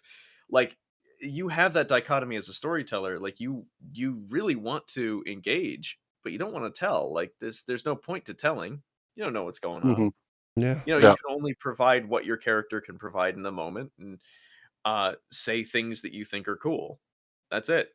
Yeah. And after that, you basically have to let that power go. I'm really bad at that. I'm terrible at that. And I try my hardest not to bully my GMs. Yeah, I'm an obsessive compulsive storyteller. By the way, this is also, I'm gonna just really quickly, here you see what harm you can have You can have for one harm, which is like a thing that reduces the effect of what you do. You can have something that, no examples here, but you can have something that reduces, takes your die away. Or you can have need help, which is basically we have to carry, which if your leg is shattered. That is a possible harm you can take, and if you take more, if all of this is full, you just get one of those bad things which you don't have to play, and then you die. Or not. Yep. Armor is cool because I personally like in this game, it's a depleting resource, which in this game I think that works really well. Like you would take 2 works damage, well in this. but then I use my armor, it gets damaged, and I take 1 less damage, or maybe even 2 less damage. That's pretty okay. Because a fight in this game isn't like I attack, he attacks, I attack, he attacks, and we hit armor class. No, it's like we roll once and the fight is over. So taking like the armor out over a whole fight, that's kind of cinematic. I'm okay. I'm breezing through now. Can I have one thing to say about that, because I think I think fight scene abstraction is really strange, and I don't understand why people want to do it. I think, although I should have rephrased. It's not a scene that's rephrased, but like if I say, okay, I fight through this hallway, the fight isn't necessarily over, but after one roll, I know if I made it or not. Yeah, that's what I'm meaning. I'm meaning that type of abstraction versus actually just going through the fight. Like that doesn't make sense to me. Like punch to punch is just as important as whether or not the scene fits into the overall narrative. I think that's very strange. It's something weird to me. But then again, I know how to run fights. I mean, here's the thing. That's a huge part of it. I can understand the distinction there, and on its own merits, then the rule for armor works. I'm not saying I like what they are doing here necessarily, but it's also like, okay, if it's one guy, do I have to roll 5 attacks to deplete his hit points, or do I roll once and win or not? And have to do something else because he's overpowered me and disarmed me, whatever. I think you can make either interesting. It can work, but there's also there's things where in D&D, 20 guards are in this hallway. We can't fight that. It would take too long. And in this, it feels like, but I can try running past because it doesn't really matter that it's 20. It can lead to weird stuff. It's just weird. I don't know. I'm not really included into this. But there's 20 guards in a hallway. Now you get the you get the what is that? The Netflix Marvel hallway fight that they had in every single Defender show. Yes. That's radical. But that's so sick though. And that's when you bring in minion rules from 4E. True. True, but you get the general idea of what I mean, right? The fight, we have to flee. We can't fight these guys right now. So what do we do? I feel you. I will make a comparison to another modern game, Vampire 5th Edition. They explicitly say in the combat rules for Vampire 5th Edition, hey, we designed these rules so you'll have 3 rounds of combat, then that's it. Like they explicitly say that. So I'm like, what? Why are we moving in this direction? Because I remember back in, even playing V20, there were fights that would take a long time because, like you were saying, Emery, we wanted to do everything blow by blow. Yeah. And we had a lot of fun doing that. But then V5, they took many steps back from that. And now it's like, wait, you're giving me super speed and you're letting me fight somebody else with super speed, but we don't get to describe it in a cool way for more than 3 rounds. What are you doing? What? Yeah, there's a lot of this that's like in all of games right now. They're trying to take a step back from this. I'm just like, no, I want to be able to describe my fights. I want them to be epic and dramatic. Yeah. Gonna be a big boomer. Gonna be a big boomer about it. It's these fucking kids. They didn't put in the effort. They didn't put it in the effort up front. And I'm talking about kids. They're like 20 to 30. They're people who did not grow up playing RPGs. They got into it because it was popular, and so they didn't learn the wargaming traditions. They didn't understand how blow by blow could be done. They're not efficient storytellers, so they don't understand how these things are affecting characters. They don't understand how to do a blow by blow scenario. Yeah.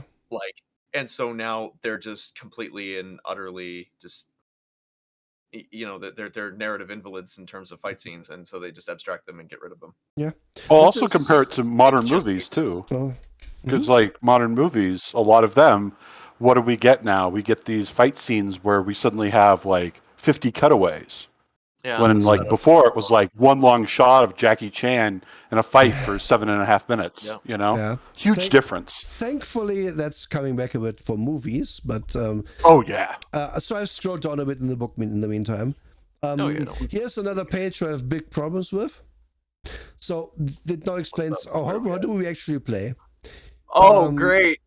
PC yes. versus PC. I love seeing that page. Yes, this is an awesome, amazing page, and I'm going to abbreviate it too. Yeah, but you have to make the roof slow. You have to make sure everyone's okay with what's going to happen. And maybe it can't happen. Maybe the people just like posture and do that thing, but then they don't actually do it, and blah, blah, blah, blah, blah. This page is garbage. This might be the worst page in the book. And just in the moment I wrote, I had to write something down. So this section should emphasize that that you are playing a collaborative game. It doesn't though. I wrote actually. Yep. Yes, it says to find a way that works for everyone, but it should talk about narrative and player versus character consent, and about setting boundaries ahead of time that govern what is and isn't okay to do to your players depending on their enjoyment factors. Like, you shouldn't be, pause, can we actually fight each other?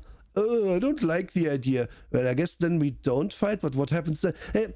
Stupid. You either know in advance because you talked about it. It is implicitly clear that what stuff isn't fine. Like, for an example for that, let's say your character finds some money in D&D. It is, in most parties, it will be okay if you just pocket that money. So long as at the end of it, the big loot pile that we find when we kill the boss is divided up okay. No one will care that you get $50. But if you steal $50 from a player, that's usually not okay. Because it's generally frowned upon to steal from each other. But this book does not talk about like setting boundaries in a way. It just tells you, if the players don't want to fight each other in some way, then you have to make sure it's fine. And but it doesn't tell you, step away from the table for a second, realize what you're doing to your friend. Hopefully they are a friend you're playing with, not just some dude. And do you really want to alienate your friend? Because there's people, and I'm one of them, who will be miffed if you do shit to my character I don't like. In especially a situation where I'm like, why would we do this? That your character knows my character, we are okay with each other, we've been okay. Why are you fucking me right now? I don't like this. Like, don't. Just, instead of writing a whole page about player versus player stuff, just write, if your players are okay with something happening, it can happen. If it isn't, then they shouldn't even broach the subject. Set your boundaries before the game even starts. And then there should be something here about, we're playing thieves here. Are they going to backstab each other for the money at the end? You best decide this beforehand. Because if half your players are not on the page about this, and then Bob betrays everyone and runs away with the cash, then there's going to be bad blood in real life about this for months down the line. And you really need to be careful, and you have to make sure that that shit like that is not going to happen. Oh my god. Terrible. Genuinely. The only huge PC to PC conflict I've had in a long time was playing Advanced Dungeons and Dragons. Having that good old-fashioned wand of fireballs and having to go to the wizard and saying, dude, you keep throwing these in small spaces and nearly killing the entire party. We need to take that away from you. The barbarian's going to break it and get his extra XP. You don't get to have your wand of fireballs because you keep nuking the whole party. And the not only the character, but also the player whinging about how, no, he should be totally allowed to blow up the whole party. Everyone else is just being a coward about it. It's like, nah, man. Nah, Jimmy boy, you're being a bitch. Yeah, you just kick that player out. Kronak's gonna take your fucking wand of fireballs and break it, and you're gonna shut the fuck up, all right? Yeah. I have no chill about this. If a player, if I'm in a party where it's like, I've been in a party where, okay, I throw a fireball into the melee, but you're gonna hit all of us. Yeah, I don't care, and you know I don't care. Do you care as a player that I don't care? No, I guess we're all evil. It's fine. Flies. It's fine. But in a different scenario, and we talked about it in that moment, like it's not been, that was literally the talk we had. Yeah. And it was, in that case, I was in that melee, so I was like, I guess, okay, no, I know you guy. Yeah, it's fine. You think you solved the problem this way? Fine. But if you have different players or different situation and it's not okay, then you can't be like, but my character would do it anyway. No, then you're an asshole. Yeah. You're only an asshole if you are if the other players think you are. Because being an asshole always requires someone else. And as soon as they think you're an asshole for your actions, you probably shouldn't do them because you're supposed to play with people you like to play with. And the last thing you want at the table is, but last time you blew us up, so this time I'm going to set your house on fire. Because, haha, what goes around comes around, and now we have a PvP game going on. And no one wants this, actually, but I guess it's fine because you blew us up last time. DM can't really say anything. Because he allowed you to blow us up, so it's now fine to kill each other. Like, that it devolves into nothing. I know of, I talked to someone once, and was like, oh yeah, I like to play Shadowrun a lot. And he was like, wow, you play Shadowrun? I don't know, I don't like that game. And I was like, oh, why don't you like that game? Well, we try to play it, but every time we go into like a room together to get the job, we kill each other. And I just looked at him like he was an idiot. That's why. Yeah, because the book says you don't trust. You are like a criminal, and we don't trust each other. And then someone says something wrong, and then we just kill each other. It's like, what? Don't you talk about things at the table? Like, what, before this? What do you mean talk about it? How long have you played with these people? Oh, we've played for years. For years. Like, no, I mean, like, okay, so I even recently, because I'm a bastard. I was thinking, like, while we were playing Shadowrun, I was like, man, like, I should totally hit up one of my contacts because Nilamani's a piece of shit to me all the time. What if I just haunted her shit? What if I just subcontracted a spirit to go haunt her shit and ruin her life? And then I was like, no, I'm not going to do that. That would be a dick. I'm going to say on some... And then an unrelated haunting happened. Like, as long as it's like a funny thing, I don't even... I as a DM would not have a problem with that. And I think Sundar might also be fine with it, actually. But it's like, yeah, but that's what I mean. That you have some sort of restraint to not be the absolute asshole. Like even on top of that, I've had cyberpunk games in which one player was slighted really badly by another one, and like in the moment the vibe was like, in character, who gives a shit? And as a player, it was like, dude, I'm sorry, like I really, like, we wrote this character and how we've developed them, this guy is actually like a real piece of shit. Yeah. And so the other player was like, yeah, you know what, I get that. And then over time, that conflict between the two players was, it wasn't between them, it was between the characters, and that eventually led to one of the players double crossing them, and they fucking died. And it was a great story, it was fantastic, it was really good, and the players, to my knowledge, are still friends. Yeah, this is like the why many people say don't play evil characters. It's because of bullshit like this. Because then Pete can be like, no, but my ranger would just shoot the fireball into the melee because he doesn't care about you. Yeah, thank you, Pete. Thank you for your input. You're a really good player. Like, no. Oh, Pete. Go Jimmy away. Boy with his gnome wizard. The only reason he threw that wand of fireballs was it was the only way, because in that edition, wizards are super weak. It was the only way he could contribute, and he didn't really have the presence of mind to understand, like, well, dude, you're causing a shit ton of damage that we can't heal quickly enough. Yeah. And he was like, well, yeah, but if I don't do this, I feel useless.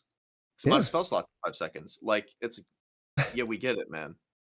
You chose a wizard in AD&D, like he would rather you be useless and stand in the back and use your sling than kill actually us all. True. Yes. Or can we go get you a wand of magic missiles or something? Yeah. Can we get something that has an attack roll instead of like an AoE save? Oh god, yeah. I mean, yeah, again, this is why if I play an evil character in a game, I'm going to be the nicest person ever to everyone in the party. I want to be evil to everyone else, not the party. Yeah, you can. Yeah, I mean, I would. exactly. I will even be nice to other people as an evil character a lot of the time, until I need something from them. This is the worst thing. Like if you, okay, tangent upon tangent now, but who cares? Yes. Who cares? This is fun. What's the game called? The first Pathfinder game that came out recently, or a few years ago, Kingmaker. Yeah. Yeah. Mm-hmm. If you have ever played Kingmaker, it has the worst implementation of an alignment system I've ever seen, because what you say to someone not only tells you what alignment it is, but also how that saying it will shift you over. So not your actions make you evil. No, you saying, "Oh, I will kill them for what they did," makes you evil. Not killing them makes you evil. No, saying you will kill them makes you evil. It's the worst. You can lie your fucking ass off and be like, if you're an assassin, you can lie to everyone that you're not an assassin. You're just like a humble trader who is here to peddle his wares.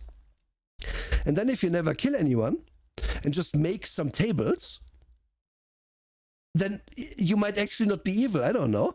But your alignment doesn't change because of that. It's just like, yeah, you didn't have to kill anyone today, so it's fine. But if tomorrow you get the assignment to kill a guy over there, and you just were like, yeah, okay, I go there, I kill them. Oh, but what about the person with them in bed? Yeah, I guess they saw me, I killed them too. Yeah, evil. Your actions make you evil.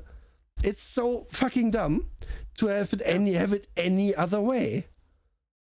I don't even know where he came to from that, but that's what I mean. When I don't know, but that got me thinking about the assassin prerequisite, the prestige class in 3rd edition, where you have to kill somebody for no reason. That's yes, stupid. I remember that. Highly stupid. I remember that. Yeah, I love it. It's so dumb. It was the dumbest. Yeah. That's what assassins are known for, just murdering dudes for no reason. Please show me the party of characters who are at like prestige class level that haven't murdered someone for no reason. Really. That's true. You can just go back to remember that goblin in session 2 we could have let go, but I killed him. That counts, right? Like, he was begging for his life, but I just spat on him. Yeah. Yes, the video game, Michael. It's the video game. Goblinos, get out. I highly recommend playing that game to realize what a sweaty DM feels like. Because that game will be like, oh, you didn't spot the place you have to go to for the main quest for the 6th time going past. You know it's here, but you haven't made the roll yet, so I can't show you. I hate that game. It's terrible. I want to at some point play that, but I will have to relearn how to hex code edit it, because they fucked up the balancing as well. Yeah, they did.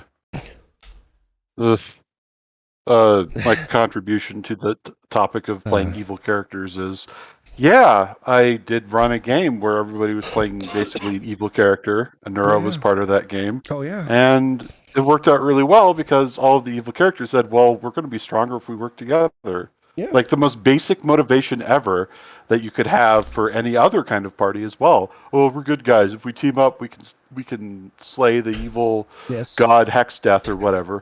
And you can do the same thing with the evil campaign. That game was great. It's so easy.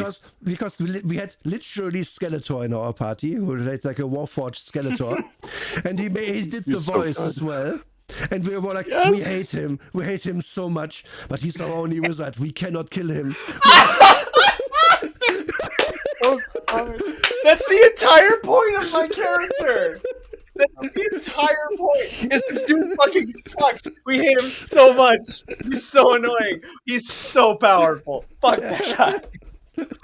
It was literally like, eventually you just understood, okay, there's a bit more to him. He actually is playing there's actually huge insecurities under all that laughter, but oh my god, we still hate the laughter so much. I want to kill him so much, but we can't. We need to spell magic and counter spell in this fight, otherwise we are toast.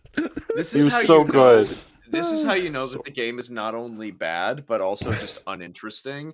Is that like when we got all of the mechanics talk out of the way, and now like we can't focus on the fucking book. No, you really because can't. it's just. Yeah. Okay, let's go. Let's go. I want to speed run more. Go. Okay, they abstract coin into the money into like coin, which is like one coin is a week's wages. Yeah, blah, blah, blah. Yeah. This is fine. I don't really care about most games doing this, especially in this where you have a hideout where you can stash your money. Who cares how much money it is? You scare. You have to spend 4 of your coin to get the thing you want. Okay, fine. I have 8. Abstract money, whatever. Every game abstracts at some point. And then you can stash money to retire your character eventually, which is pointless. Like, who cares? But what this means is, if I stash money, it's like mine. It's on the side for me. If I have to retire my character, they might have a good life later.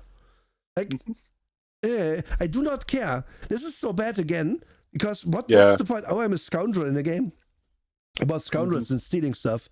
I don't care if after I play this character they have a good life.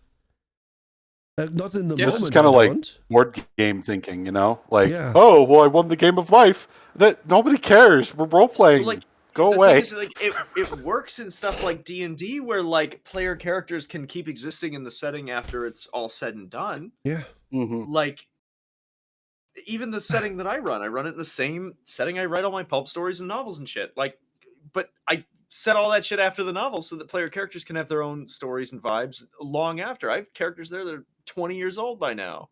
Yeah. Like, they've been around for decades.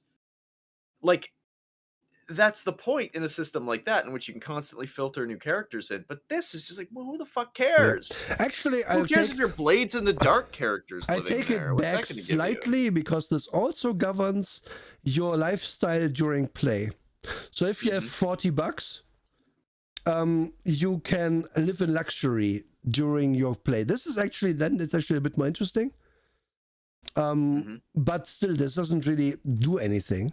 Like, if what's the functional difference between having 50 points of coin that I can spend for luxury or having it in my stash? Nothing, except if I need to dip into my stash, it's halved.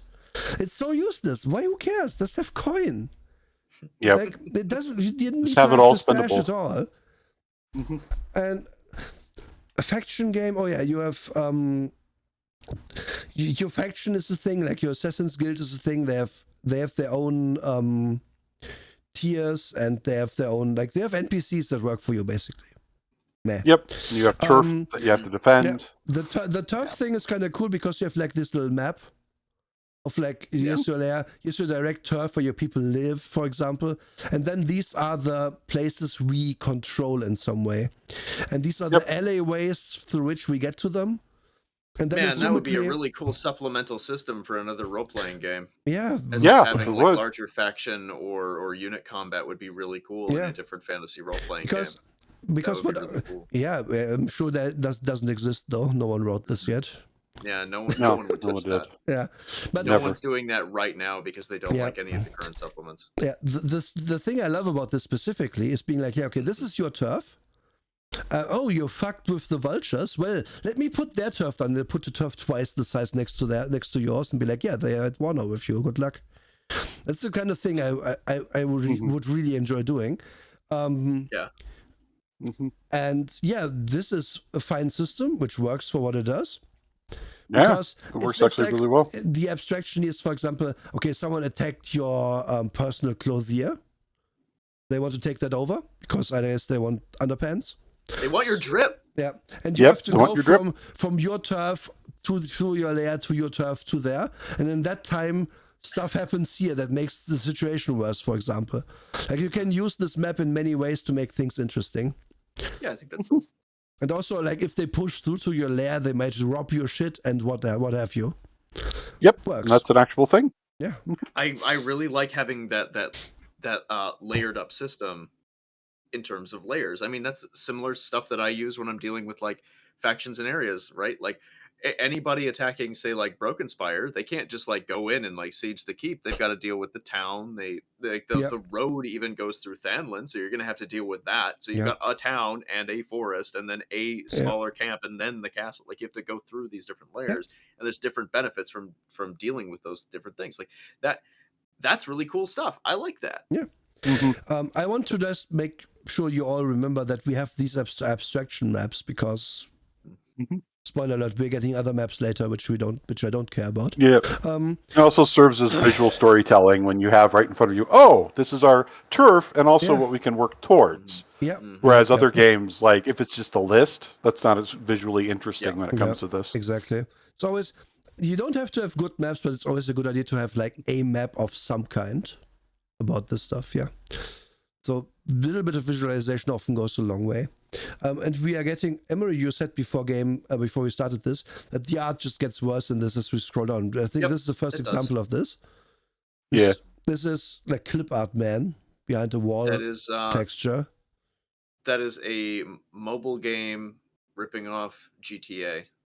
Kind of clip art. Yeah. It's not great. We go from these really cool, almost like woodcut looking vibes to this. Yeah. And then like the worst stuff is yet to come. Don't worry about it. And now we get to character creation where they have the different archetypes and how you make, and have some names and stuff. Like how you make a character is not that complicated. It's really simple. So you choose an archetype, which is called playbook. You have a heritage, where you came from, a background, and they assign you action dots. No action, maybe you can't have more than 2 to start in anything. Just choose a special ability, choose a close friend and rival, which this is kind of, I like that they make you do this because many players will shy away from making personal connections up. A vice that you have, which you probably don't have to play since you don't have to play your deathly vices either. Actually, it does matter. Oh, it does? Awesome. Why? Yeah, because you indulge it later in order to relieve stress. Oh, okay. So they actually make you roleplay your vice because it does have a mechanical benefit. And you have loadout, how much you can carry, which is always the same. Up to 10, depending on the items. And I don't think, does it have any actual repercussions? Like you are slower, cool, but does it mean anything? I guess it's GM discretion. Except, isn't it player discretion because players decide what they do? Whatever. Yeah. We don't have to worry about this too much. Here's the explanation of the skills. They do what you would expect. Attune is for magic stuff with ghosts. I think the rest of it is all normal stuff and is exactly what you would think when you read them. And again, art is not getting better. So, cutters, which let's just go through one because they all work the same kind of. It's a fighter guy. You start with 2 skirmish and 1 command. That's what you always get. And then you can, I think, put a few more points here and there. Command study +1, survey +2 leader, yeah. Yep, you split 4 points between whatever else. So you have 4 points to put somewhere else, and then you have a character. It's very quick. I would say weirdly quick for a game where it's hard to die. Like, why are your characters this basic? I don't get it, but whatever. And then you have a special ability. You can choose one of these, I think, per character and class. And depending on what they are, there's probably always the best one here. Like, Mule is probably really useless. Oh, you have more carrying capacity, but you still... Yeah. What a fucking waste. Commander Big waste. Yeah. Since like, there's like 2 pages of these. So you will find the one that's good and you will pick it for your class. Yep. And that's all the characters. It's always just like this. The only more interesting guys are the magic user guy. But I almost feel like that guy plays their own game apart from the others. Because it's not really... their shit doesn't really interact that much with the other people. Almost. But we'll get to that, maybe. This is all the same stuff. You make a character always in this way. So we talked about it. And then you make your crew. So your own criminal organization, you give them some points. And then you are done. I do like crew creation as a thing. And these sample things you can just use if you would like, or if you could probably change them if you want to draw your own. Yep. You're able to make your own playbooks, your own crews. It's pretty easy too. Yeah. That's the other reason why they did it this way, so that if somebody coming to the table wanted to be Special Unicorn Bob, they could just do that. Yeah. And then you have some, what is this cult opportunity? Okay, then you can have some, they give you some ideas about what to what you might be might be a job, might be an adventure hook. And this is not very it's a whole bunch of blah blah. It's fine. Yeah, it's fine. Yeah, it works. It doesn't really need to be this long because these places don't really differ that much. Yeah. Apart from their specialty, like it's a smuggler's den. It's different from an assassin's guild, but it's basically the same thing anyway. Yeah, just take slightly different jobs. That's it. Yeah, and then it explains how adventure is supposed to be run, and blah blah. So the main thing to take away from that part is you can do flashbacks in this game. Like, oh crap, we're now in this situation that's really terrible. Oh, I remember I did this thing where I made this bomb. Yeah. And you can spend stress to do that. Oh, it's really cool how I got Slick Jimmy to unlock the door for an escape route just in case. Yep. I almost said they use stress for that. So it's the opposite of what you would expect. You'd expect a thief game to be like, all right, we're going to plan this heist at great detail and length and blah, blah, blah. No, you jump into the action in this game. You plan it in retrospect. Which is terrible. They saw so many episodes of Leverage and were like, let's play this. Calvin Ball, and that's so obnoxious to me. Yeah. It doesn't reward players being good at playing their characters or having a brain. It rewards them for playing Calvin Ball, and that is obnoxious. It only rewards thinking on your feet about what you might have done, which is pointless, kind of. But then we can always just get out of this problem. You know, the guards wouldn't come because we set that fire in the barracks earlier. Oh yeah, you're right. I like the concept of a flashback system, but I don't like the idea of that being like everything that you rest everything on. I think that's ridiculous. Yeah. Also, it should be something you can do once. Yeah, it should be. Once, it should be like a General Jail free card you have once per adventure. I like that idea. Yeah, it's like using Edge or something. That is the difference between in the God damn it, what's the movie called? Time travel movie. Two idiots go through time. Bill and Ted. Thank you, Bill and Ted. Yeah. Bill and Ted's Bill and Ted doing the thing with the key once, and Bill and Ted always doing the thing with the key, but in different situations. It works as a joke and as a thing one time. After that, it's a crutch, and it shouldn't ever be used again. And so they don't, because that movie is actually not bad. And if you're like, we can just solve that problem because we did it earlier, every time it's bad. Also, yes, Michaels, it took them this long to explain what skills do. This book is badly laid out. Like, you can say a lot about D&D not being maybe the be-all, end-all of all RPG systems ever made, right? But the layout they have in like, okay, these are stats. These are your stats. These are what skills govern these stats. We will explain them in detail later, but here are the skills that govern these stats. Here's your character classes. Here's what they're good at. Here's what they get. Here's equipment. Here's how you fight. Here's spells. Now go. It's perfect. Because I want to talk about this fucking flashback example. It is so shitty and shows why this system is bad in text. Okay, so I'm on page 133.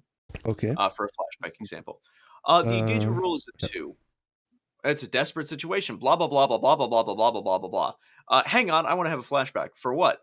Something helpful? I don't know what that would be. And then somebody else chimes in and says, "Oh, blah blah blah blah blah. Oh, that's great." And then and then they just decide. Oh God! At the table, like it sounds like the player is deciding the stress category. I know it's supposed to be the GM, but like I wouldn't be fucking.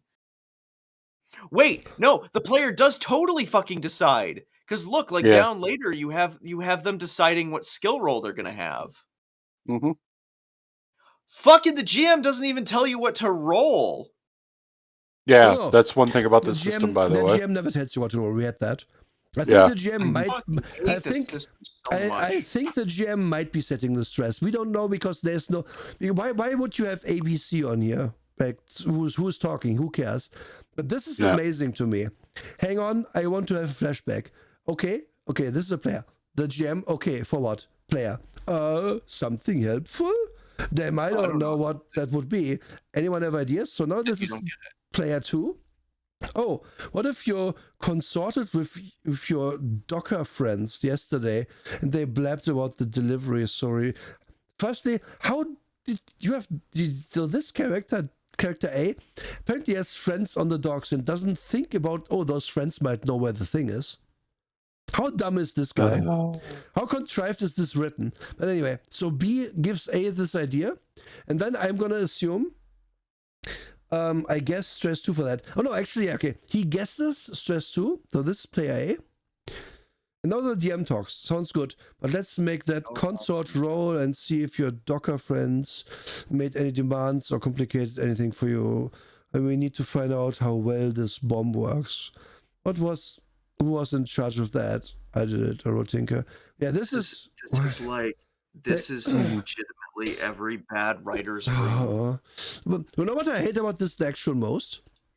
Like, what? Then we need to find out how well this bomb works. Who was in charge of that? Who do you think is going to pipe up there? Do you think it might be the guy who makes the bombs in this team? Or is it going to be Jimbo, the guy who punches walls in because he's strong? No, this time Jimbo built the bomb. I'm sure it went super good. It's always going to be the guy who is best at it if you give the people the time and opportunity to do it like that. Obviously. Yep. Yeah. So there's not really a decision to make who planted the bomb. There's no real decisions. There's no real stakes. There's no nothing. Because everything you could ever want is just at your feet, at your disposal by spending a little bit of stress and garnishing the story in whatever way you want. No, don't think, don't plan, don't be don't role play as a master thief and assassin. Just fucking coincidence your way into getting out of the narrative. Just expend your plot coupons to unlock the ending. You fucking hack. You disgusting fucking loser, you shit designer, you terrible storyteller. You have created a system in which people do not have to engage their brains, do not have to have fun. You have maximized the fun out of your own system. Yeah. You fucking loser. I said earlier that I hated the PvP page the most, but this is actually worse. Like this whole This is worse. This is worse. Hang on, I want to have a flashback. Okay, for what? Oh, I don't know. I just want to have one because this is a bad situation. I want to jump across the table and fucking put a finger in that guy's eye. I would be so pissed if one of my players said some shit like that. Yeah. I would be outraged. What are you doing stopping our fucking time? Jim was talking. He was talking. He had an idea. What are you talking up for, Terry? Shut the fuck up. Yeah. If you don't know what you want to do, shut up and sit there and think. Don't run your mouth until you have an idea of what you're going to say. Ugh. I'm mad. Trademark Emery tilt, huh? Oh no, that is earned. That is well earned. Like I didn't read the section. Now that I read it, I'm like, holy shit, that's so bad. Yeah, it's really bad. Like, yeah, like flashbacks can work in a game. Oh yeah, they work great. Like you can use a better fucking example too. Yeah, holy shit! I would say that it can be really impactful to have give the players that kind of power. But this isn't it, folks. This isn't it. This is just a freebie of the highest order. And it's bad. And this is what I. Oh no. There have been players that I've told over the years where I've just said, "Can you just be here now? This player is not here now. They're off somewhere else. They're not actually playing their character. They're not actually invested in whatever flashback they want to have. Yeah. Be here now." I don't even care if it's be here now and be Grog hitting a bartender. Just be Grog hitting the bartender. Just do it. God. Be here now. Killian, I hope you are wrong. Because if you are right, Emery doesn't have that many more points until he has to retire. Because what Killian said, Emery has maxed out their trauma score again. Yes, what would I be at? What would I be at? Oh, this is, I think, the third time. At least. Oh, no. You might have to retire. Dark Souls is the fourth. I have to retire after the next one. At least it's gonna. No! At least it's gonna be a banger. Final. At least it's gonna be a banger, Emery. At least it's gonna be a banger. That system, holy crap! But I will say, Dark Souls. Okay, spoiler. I mean, we talked about this before. The game bad, but it's a different kind of bad than this. It's anyway. It's different bad. Yeah.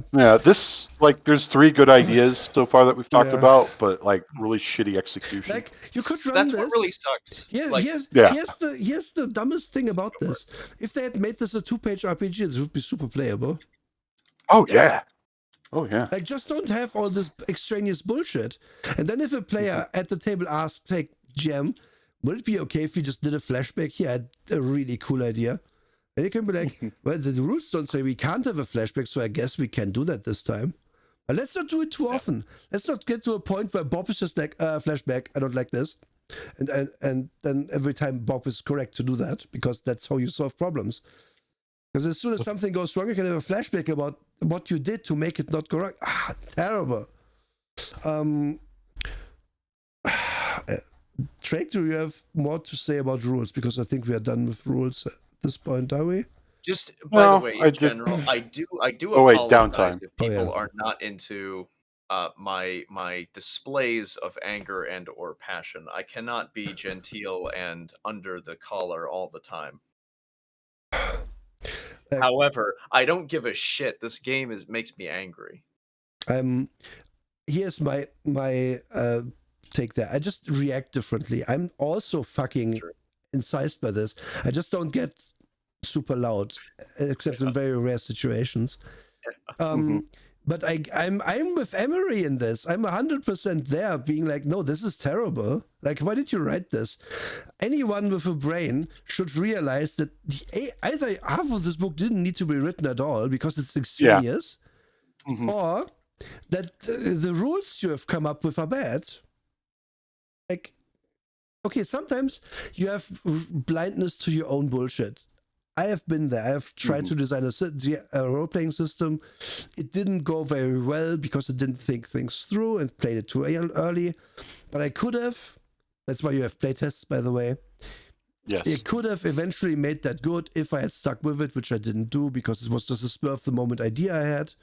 When it didn't work, I came away from it. But this feels like somebody had a spur of the moment idea and just wrote it down and published it, not thinking for a second about how this would play. Because a lot of people who fell into the Powered by the Apocalypse thing did that bluntly. A lot of people. Yeah, true. I don't know. I have one thing. If I can find my file, my Powered by the Apocalypse game, I will. And I will attempt to do it. And it was where a couple of years ago, before I was a VTuber, I think this is about 3 years ago now, I started work on a system because I didn't know Overarms was in development, which is a fantastic system to replicate that type of like anime power battle, like super fast combat. And I liked Powered by the Apocalypse, and I kind of liked how coincidental it could be and how that can mirror how characters just tend to evolve or change or do something random in the middle of a fight and have it like work with a detriment, right? That's cool to me. That type of interplay can work. And I didn't want to use Powered by the Apocalypse because I just finished Monster of the Week. I just finished my campaign, and I fucking hated Powered by the Apocalypse by the time I finished that, because I said, this is hampering my ability as a storyteller. It's hampering my ability as a designer. It is a crutch. It is so easy to run that it is making you worse at running. Yes, because I agree. You don't have to engage with combats. You don't have to engage with scenarios. You don't have to describe rooms. You're relying on every player here to make the room. You don't need to know that there's a bookshelf there. However, in the way that I design things, the fact that there is a bookshelf in the room is tantamount to the room. Yeah. Every single location in that Dragon's Hoard yesterday like, yeah, those things are in the module that I had been pulling from, but I redesigned it so that every single part of the fight could be interesting and that it could be used by both sides of the conflict. That is the point of designing the room. That's designing. And that is and what this type of system makes it so that you don't have to design. So I wrote a Powered by the Apocalypse game when I had some dumbass in a Discord server say, why don't you just use, Powered by the Apocalypse? I said, okay, I could do that in a week. And I made it in a week, and it played fine. It worked because it's Powered by the Apocalypse, but it's less interesting. There's no highs. Because again, like, if you tell your story spontaneously and there's no dragon in this, we have to fight. What's gonna be in the stash of the dragon? There's gonna be, the answer is gonna be one of a few things. If you have to make it up in the moment, it's either gonna be more or less what you want. Like, oh, my character always wanted a magic sword +2 with fire breath. I don't know. So that's gonna be there because I like that idea. Which is, and then there might be money there, and then there might be incidental stuff you just come up with in the moment there. But it's not going to be interesting. But if an actual game master makes up the fucking thing, then that dragon is going to have squatted on the old grave of this ancient dwarf guy whose axe is built into his grave. Man, that sounds familiar. Yeah, and it's almost like I'm pulling from a game I recently played. Yeah? And it's basically the same thing. My character wants that axe, but I don't want it because it's cool. I want it because it's from my ancestor, and I really. But not only that, I designed this scenario to run backwards so that you go to the end of the dungeon and go back up through, because I thought the idea of you get your ancestral axe and then you fight back through your ancestral home is the coolest shit ever. That's a Return of the King also, kind of vibe. That's awesome. I really like that as well, because I will get a rematch with the guy who dehanded my ancestor eventually. Yeah, get wrecked. What if he dehand you? What if history repeats itself? I will wait with bated breath. But if you hadn't made that up in that way, we would play something else. And I would still be having fun. And my point here isn't that you are good, even though you are. No, my point is that that's how you do shit. That's why you do shit. And this that's how you do it. It couldn't the happen. Coincidental payoff doesn't work. It couldn't happen if you just are there and I guess there's a dragon because Tim said there's a dragon now in this adventure. I guess we fight it. Maybe. Yeah. Okay. Sure. Let's roll on the thing to fight it, and then we loot its stash. What's in there? I don't know. Maybe money? Yeah, cool, money. How many coin do we get? Like, it's so boring. Even when I ran Monster of the Week, when I did that, it was never the system, and it was never anything that would help me, right? Like it was entirely based on my abilities to create a narrative and create a scene, and that was all that succeeded on, because the players never had fun playing the system. That's what sucked. I played that game for almost 2 years, about a year and a couple months. I think a year and 10 months. And it was not designed to be played that long. That game is not designed to be played that long, but we played about every 2 weeks.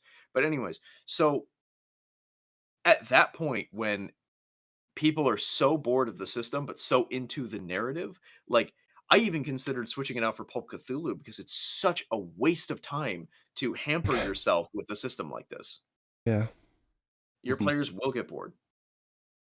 Like, the worst part is this isn't even a good, like, intro thing. Like, this would be, the simplicity of this would normally lend it to, okay, you have never played, like, a crunchy system before, you have never played role-playing games at all before. Let's get easier into this with an easy game. I'm not even going to acknowledge that, Emery. I can't. You can't come at me with Rolemaster right now. It doesn't work because you learn terrible habits here, honestly. Yeah, you do. You really do. Like, that's the idea of, wait, what do you mean I have fucked up my stealth roll in my D&D game? Can I just have a flashback where that tells me that I actually put my fuzzy slippers on, so I have advantage? What? That's not how this works. But we played the other game where that was no. This is just if it was a 2-page game, I would like it. All the extraneous bullshit they bolted onto this makes it worse. Yep. This is second playable if you're like, okay, this is how a character is built. This is how you build your crew. This is what the turf is. Let's go. Let's make up a story about thieving. But because it's so heavily tied into the setting, and it's so hyper-specific in the type of story. We haven't even gotten to the setting yet. That's the best part. Don't worry, we'll get into it. We're getting it. Let's actually go payoff Shake really quickly. Wait. Okay. What? Okay, payoff is what you get after every operation. It explicitly says, hey, can you please not do a thing where every time you get the payoff, the people are going to pay you off betray you? Because that leads to a really, really horrible game quickly. And I'm like, okay, whatever, I get it. Moving on. You get payoff, and then you do the rest of your downtime stuff too. You mark if you like acquire heat during a mission. Oh, like can be if in you heat blew in shit this up. game? I might actually like it now.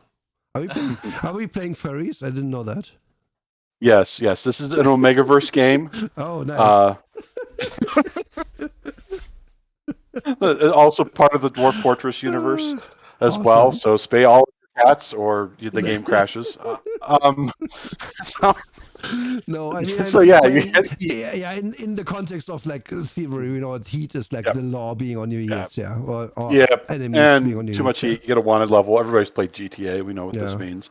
And if you're wanted and you get caught by the cops during downtime, you get incarcerated. And that lasts depending on your wanted level. There's even turf that you can claim in prison, as you can see there. That was an interesting layer to it. And I was just like, but how does this help with missions? Oh, just play somebody else while you're in prison. Thanks. That's really what I want to do in these games, not play my character. Yeah, but you can just decide not to go to prison. Who cares? Yeah, exactly. Oh, I spent 9 stress. I'm okay, right? They have entanglements, which you randomly roll. It depends on what your heat is. These can be interesting. They can be boring. Like suddenly somebody turns up with a dark offer, like a contract with Satan. Stuff like that can happen. You can counter rival gangs. The undead can appear out of nowhere and attack you, like past people that you've killed. Stuff like that. It can be interesting, but like there's too few things here. This would be like, if this was D&D, they'd have like a D100 table for this. All right, well, here's one of the interesting things that can happen, but they don't do that here. And then you pick stuff that you do during your downtime. Usually you can pick 2 things, I think it is. You can only pick 1 if you've got too much heat or wanting levels too high, I think. I don't remember. Okay. But like, work on long-term projects. You acquire assets for future gigs. You recover from injuries, blah, blah, blah. Get rid of stress. You can also train to gain more XP. Which, nobody abuses that. Wow. Yeah. I know. It's pretty cutting edge, this. I mean, nobody thought of this before. I do push-ups in the fucking gravity pod so that I can... Yes, in the prison. This is like 6 pages about... Yeah, you can... About downtime, but why would you need this? Why would you need 6 pages? Just give me a list. There's so many fucking pages in this book you don't need, which is why I say, if there was a 2-3 page game, banger. But and then your vice, how you get rid of stress, you indulge your vice, and it goes into detail about that, like attracting trouble, bragging, losing, blah, blah, blah. There's just, it's a lot for, hey, you just go indulge your vice, and you spend money, and you're good now. If you like prostitutes, well, you go and indulge that. If you like this, you indulge that. If you like underground rat fighting where they wear onesies, go and indulge that. Whatever. That's oddly specific, okay. But Master Splinter, anyway. Yes. Okay, so the one time I played this, down and I got even angrier. I scrolled down to page 161 and I almost fucking lost my shit. I almost had an aneurysm. Let's see here. Oh, for how to play. Continue. How to play. We are about to be there. Continue about NPCs. Okay. Well, very, very quick tangent. The one game that I played, it lasted, I think, 6 sessions.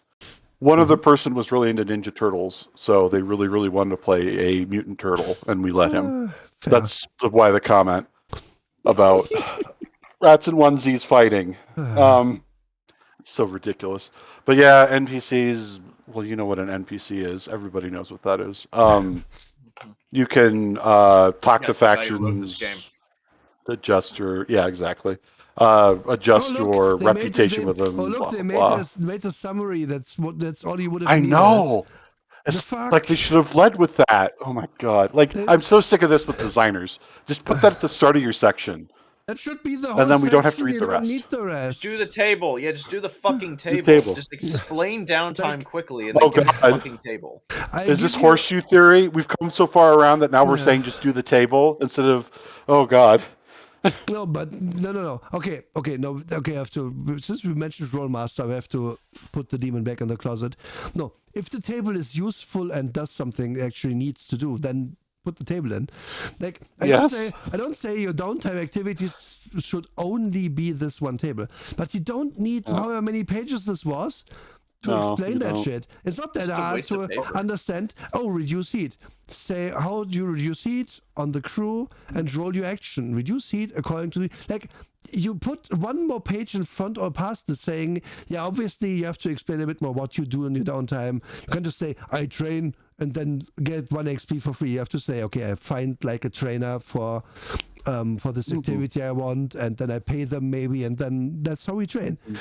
And Rocky montage. Yep. Yeah, then you do a Rocky montage and you get plus 1 XP. Yep.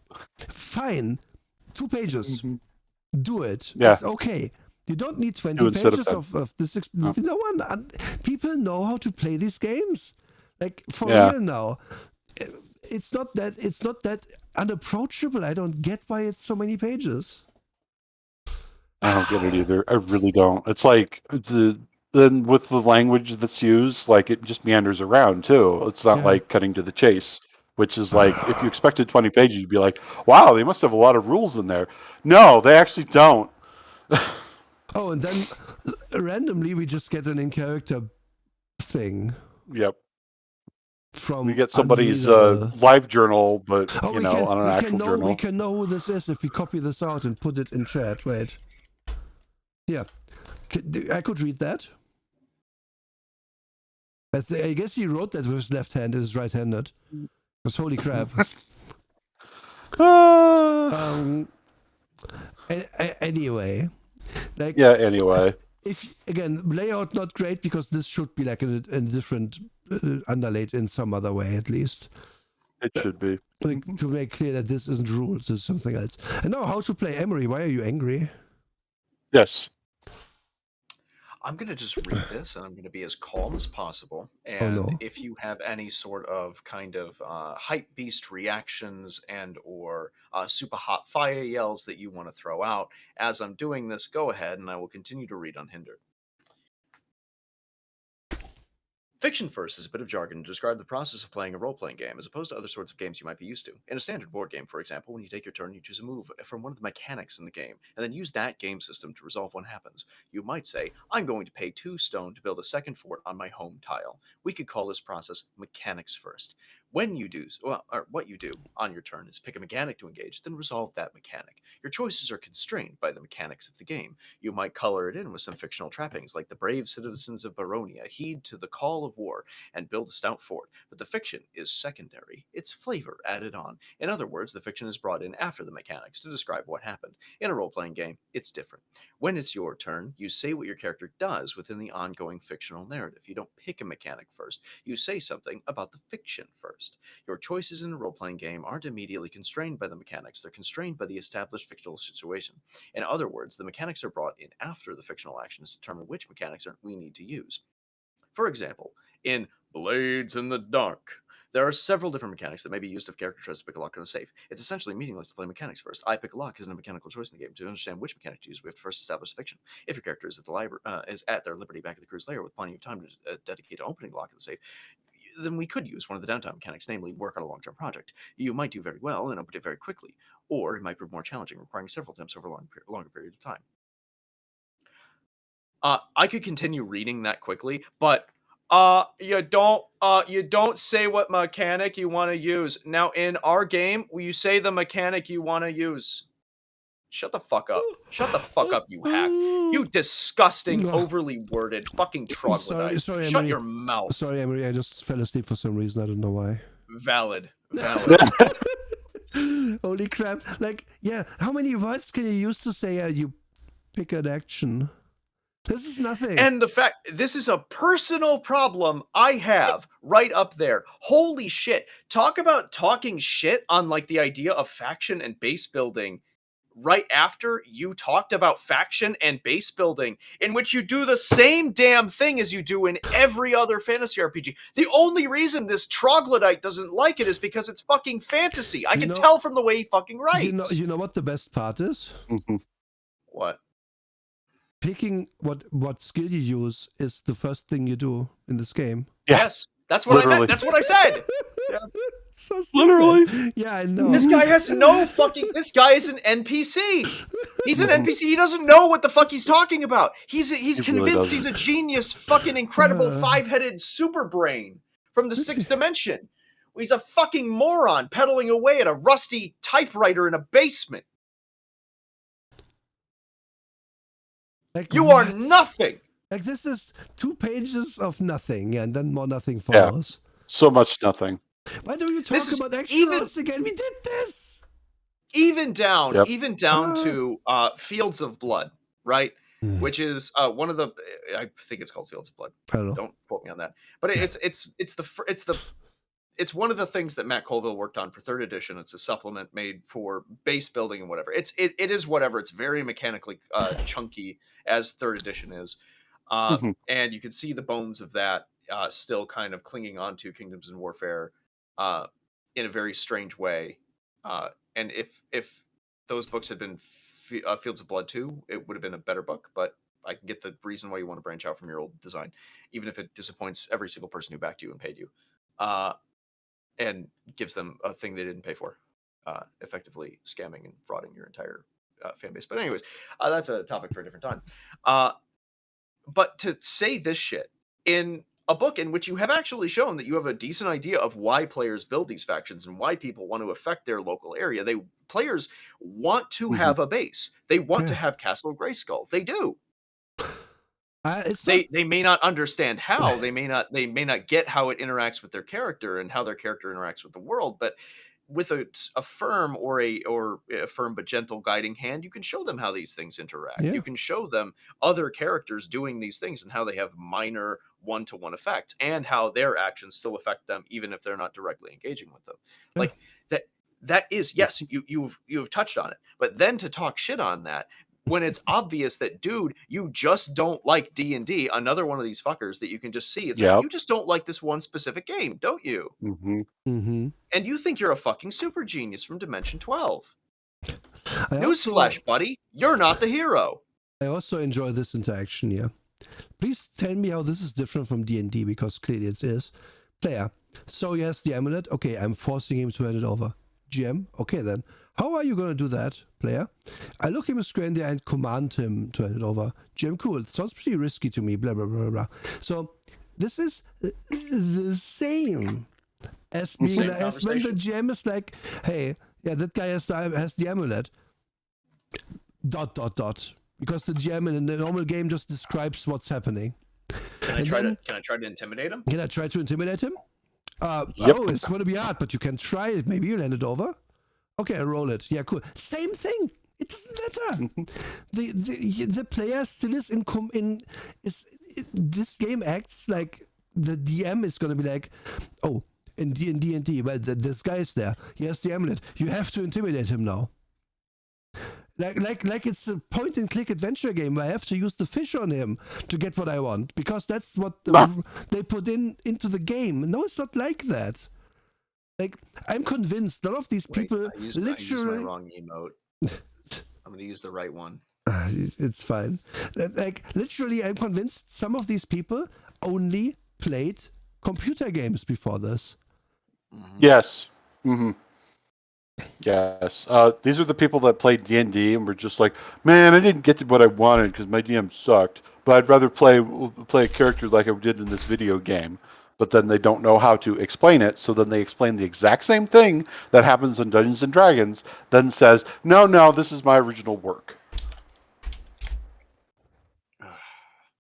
Yeah, that's the big sticking point.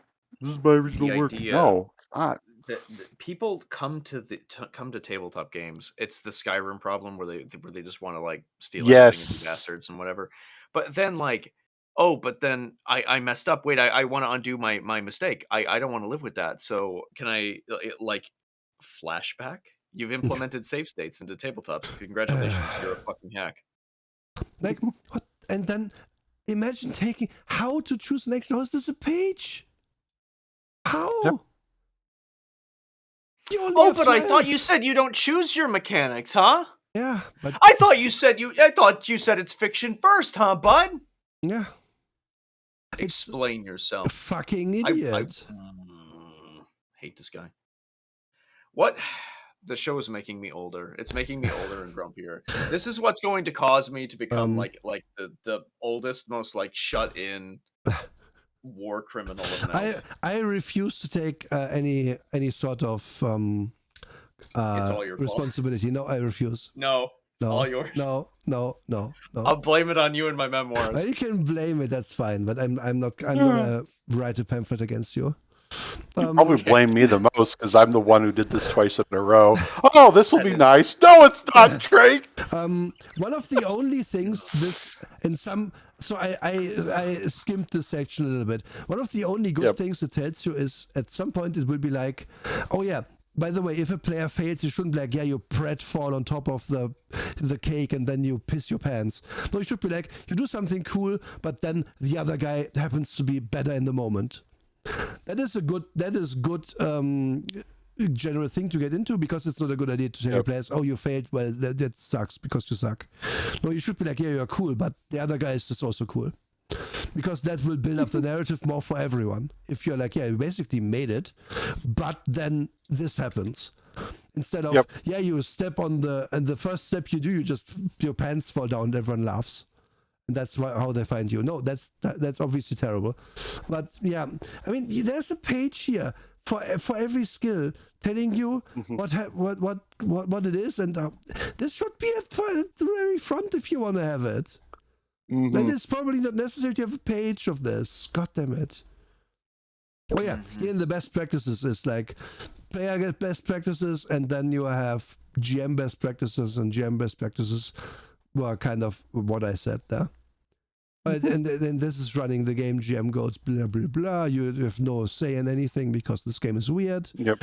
Cut to the action, follow through, blah blah blah. Bob's your uncle. Engagement roles, yada yada. GM bad habits. Oh, this I love. I have to have something for this. This game is very up its own ass again in this section because it's like, why wouldn't it be? Don't call for a specific action roll, DM. This bad habit usually happens if you've GM'd other games where it's your job. You might say, give me a finesse roll, or that's a concert check. Try to get out of that habit. Get used to saying this instead. How do you do that? Like, again, this game is up its own ass so much. This game only has 12 skills. If there's going to be a situation, there's maybe 2 or 3 skills you can use. This makes it very similar to D&D, where usually the most gray zone you can have about skill use is either, is this like diplomacy, or is this fast talk? I forgot what the things are called. Or more likely, is this acrobatics or athletics? Yes, the timeless one. And this game straight up calls it a bad habit to assist when the DM does this, but it's only a bad habit for your game, my dude. For any other game, this is just expediting things. This is how it fucking functions. Yeah. That's how you get like the roll done. Like you don't have to fucking haggle with your player over. Also realize the normal situation that happens. Okay, the DM is like, okay, there's this guard here, and he's gonna stand there in the hallway menacingly, but he hasn't noticed you yet. And then the player isn't going to be like, okay, I want to get past him. And then I'm not going to be like, oh, how do you do that? And then the player isn't going to be like, well, I sneak. No, the player is going to be like, oh, the guard is there. I sneak past him. This game acts like you have to have this back and forth each time. Usually, the action is pretty fucking obvious. More so the less skills you have in here. Like, if the guy who's trying to do this is a wizard in D&D, he can be like, well, I turn him into a newt. Then the problem is solved, because then the guard can't call the alarm because he's a newt. And I'm like, okay, I didn't really expect you to do that, but you can do that. It is nothing. Choosing the skill is always the player's ability. And in a sense, if it isn't, it's only because player and DM already agree what is correct. Because I look around the room. Yeah, give me a perception check. Yeah. Super simple. You don't have to act like, oh, you look around the room. How are you gonna do that? Well, what? I use my eyeballs. With my eyes, you fucking reject. Shriek repeatedly using echolocation. Like, hi Cisco, by the way. Sorry, I'm okay. By the way, I want to falling describe apart what's been happening in half of my brain as I've been listening to you. So Wags made a bit about Emery, and so I was thinking about like Shin no Emery, Violent Emery, like the classic Street Fighter. And so I was like, Awesome. yo, what's going? Can I find a bit of Shinryu? And then I looked at the bit of Kage where he's like the Satsui no Hado is pulled out of him and becomes like a separate little goblino. But then I looked at Ryu's thing and I saw that Ryu has gotten an inch shorter in every iteration. He went from 5'11" in Street Fighter 1 to being he's like 5'9" now. But he's also become 20 pounds heavier almost every time. So he's 187 pounds now. Yeah, it's just Ryu's fucking man. jacked. Yeah. He's a burly little 5'9" badass. He's slowly becoming a short king. I love him. He's still pretty okay. He's still average sized king. I love him. But like, he looks great in Street Fighter 6. I hate Street Fighter now because I never want to look at it again. But he looks great. That's my brain right now. I hate this game so much. I am making an executive decision here. We are done with mechanics. Yeah, we're done with we mechanics. have done this That's for enough. too long. It's just way too long. not fun. There's ghosts and vampires in this, but they also make them suck. So let's not go into that. Wait. Roll that back. Roll that back. How did they suck? Wait, no. Explain. No, I refuse. Medica, explain. Gemini, explain. Explain how they make it bad. Because that's this game memory. How can it be good? Yeah. I can explain very quickly. There's a section called The Dark Future. We might be playing the role-playing game of The Dark Future. But there's only war there. I don't know. Oh, no. It's a grim future in which there's only war. I fucking hate the term The Unquiet Dead, by the way. We are more than halfway through Thunder. This is Slender. Yeah, most of this book was honestly mechanics, in my opinion. They're all bad. The lore part is like... Somebody could describe it as dense, but I don't really think it is because there's so many parts of it that are just like, yeah, people from this area, they have an animal part. And then they don't explain anything else. Yeah, so that's why we tried to talk about this where like the game is intrinsically like tied to its setting, but its setting is kind of not great.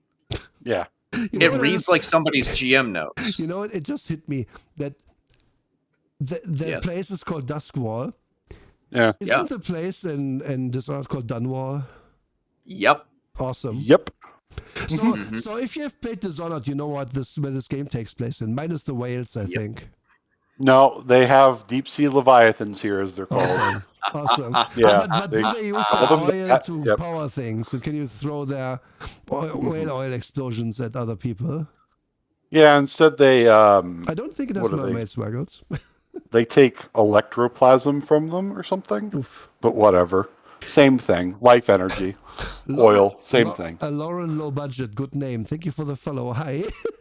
We are hating on Blades in the Dark. Welcome. Like, okay, what is this town? Well, this town is, Dunwall from Dishonored. Yep. Straight up. Straight up. And we are going to get to here's a map. Okay, so I do want to talk about this really quick because this is something that irritates me. So they specifically called it Doskvol to give it a secondary name to constantly refer to it so that it doesn't sound like they're ripping off Dishonored. So here's a little setting detail a bit, and I will preface this with saying I hate Game of Thrones. I don't enjoy GER Martin's War of the Roses fanfiction. And you can find much better written books with way less talk about food that doesn't impact the plot. But anyways, so long story short, I know jack shit about the setting of Game of Thrones. I realized that I had accidentally named an area Dorne.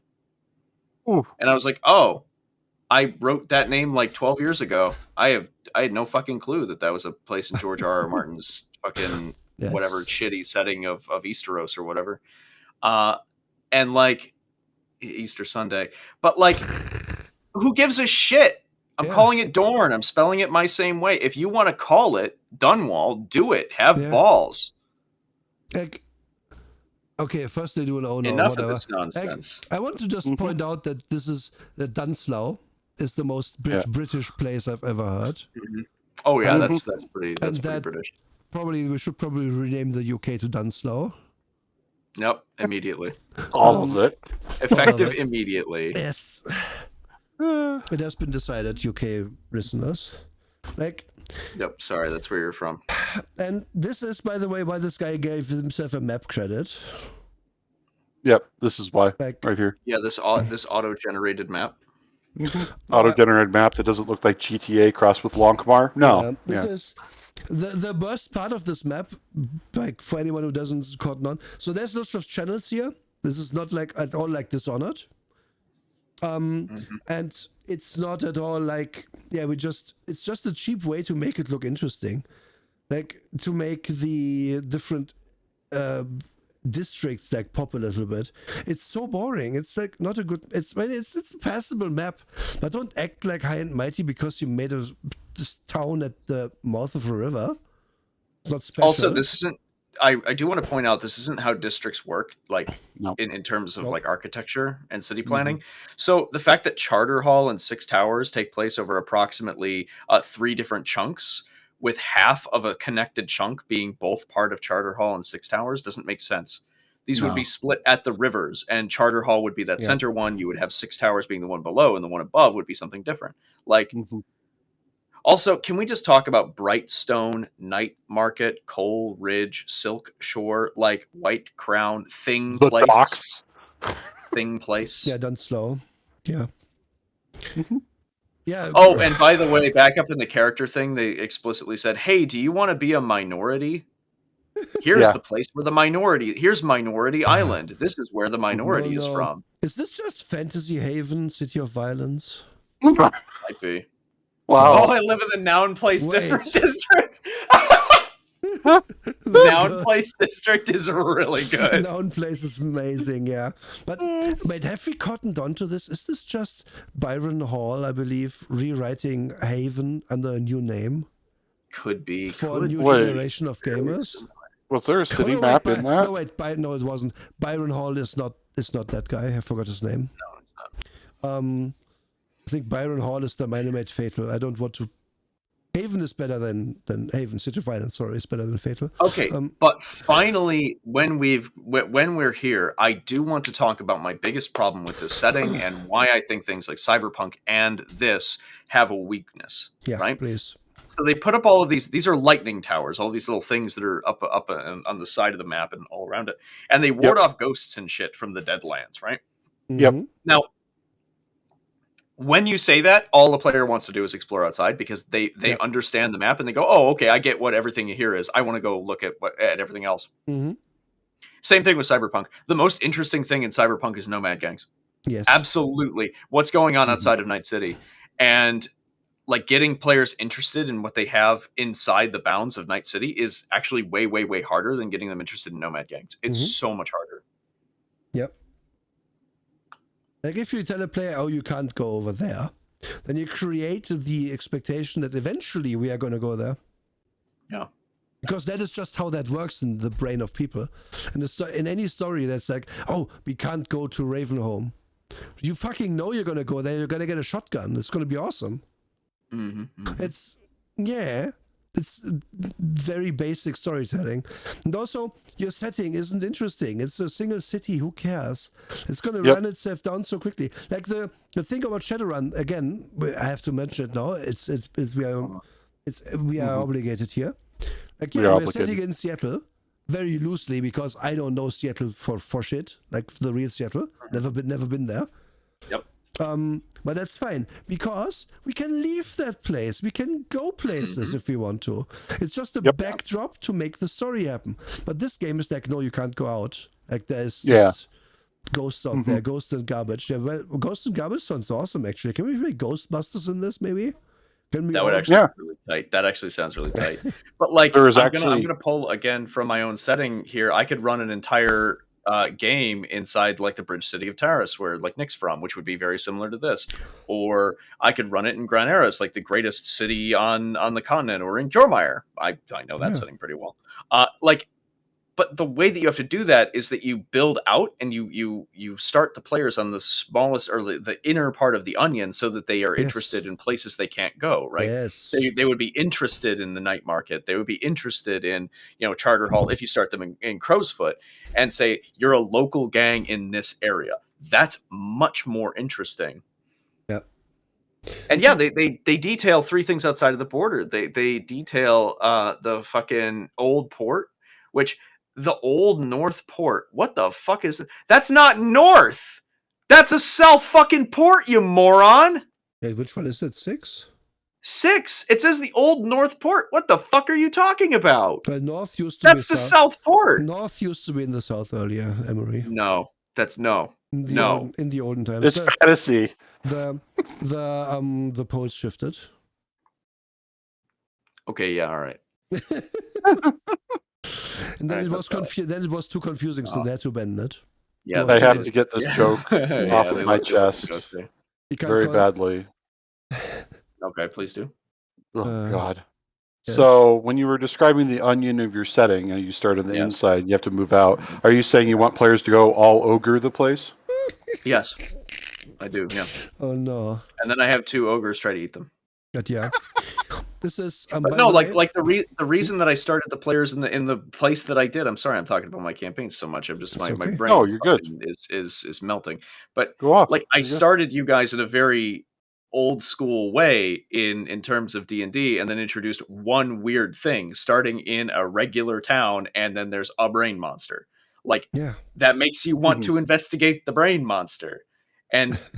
Every single time you use an old school or traditional thing, you introduce one piece of information that kind of just tweaks it a little bit and gets players moving to the next area.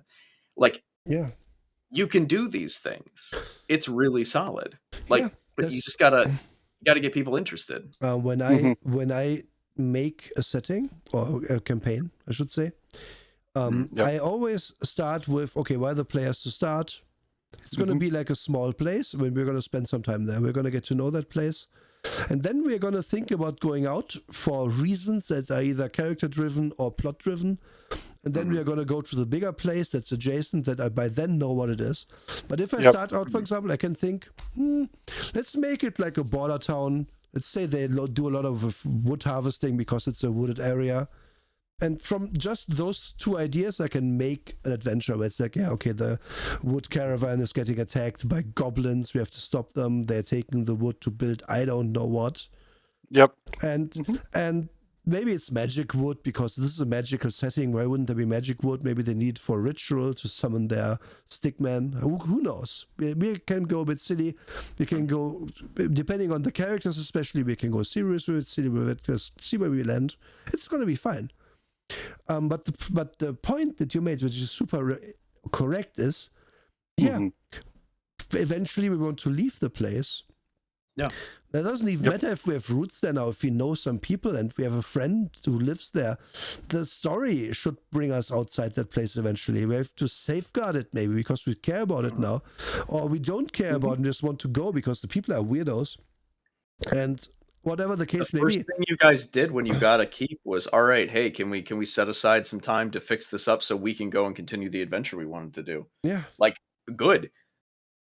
Yeah. Good. And just again, so let's Go do say the thing. you play Like- this game from the book, and you make your gang be in Brightstone and do something there. Yep. And eventually you do your thing. Is it really going to be interesting to them? Like, hey, let's play again, but let's be in the docks this time. No. Fuck no. It's the same thing. Again. And I'm gonna say this is very similar to like I would say Star Wars FFG, right? Where it's like you get this one, right? Like I have run my one Star Wars game ever. I've said everything I wanted to say. I've done all the adventures I've wanted to run. I'm done. Starting in a new section of the galaxy, I don't care, right? Very similar to this. Like if I run a game in Crowsfoot, I don't care. Like I'm done. It's over. Why would we ever run again? Why would we ever start over with new characters? Why would we ever play again? It's going to be the same shit.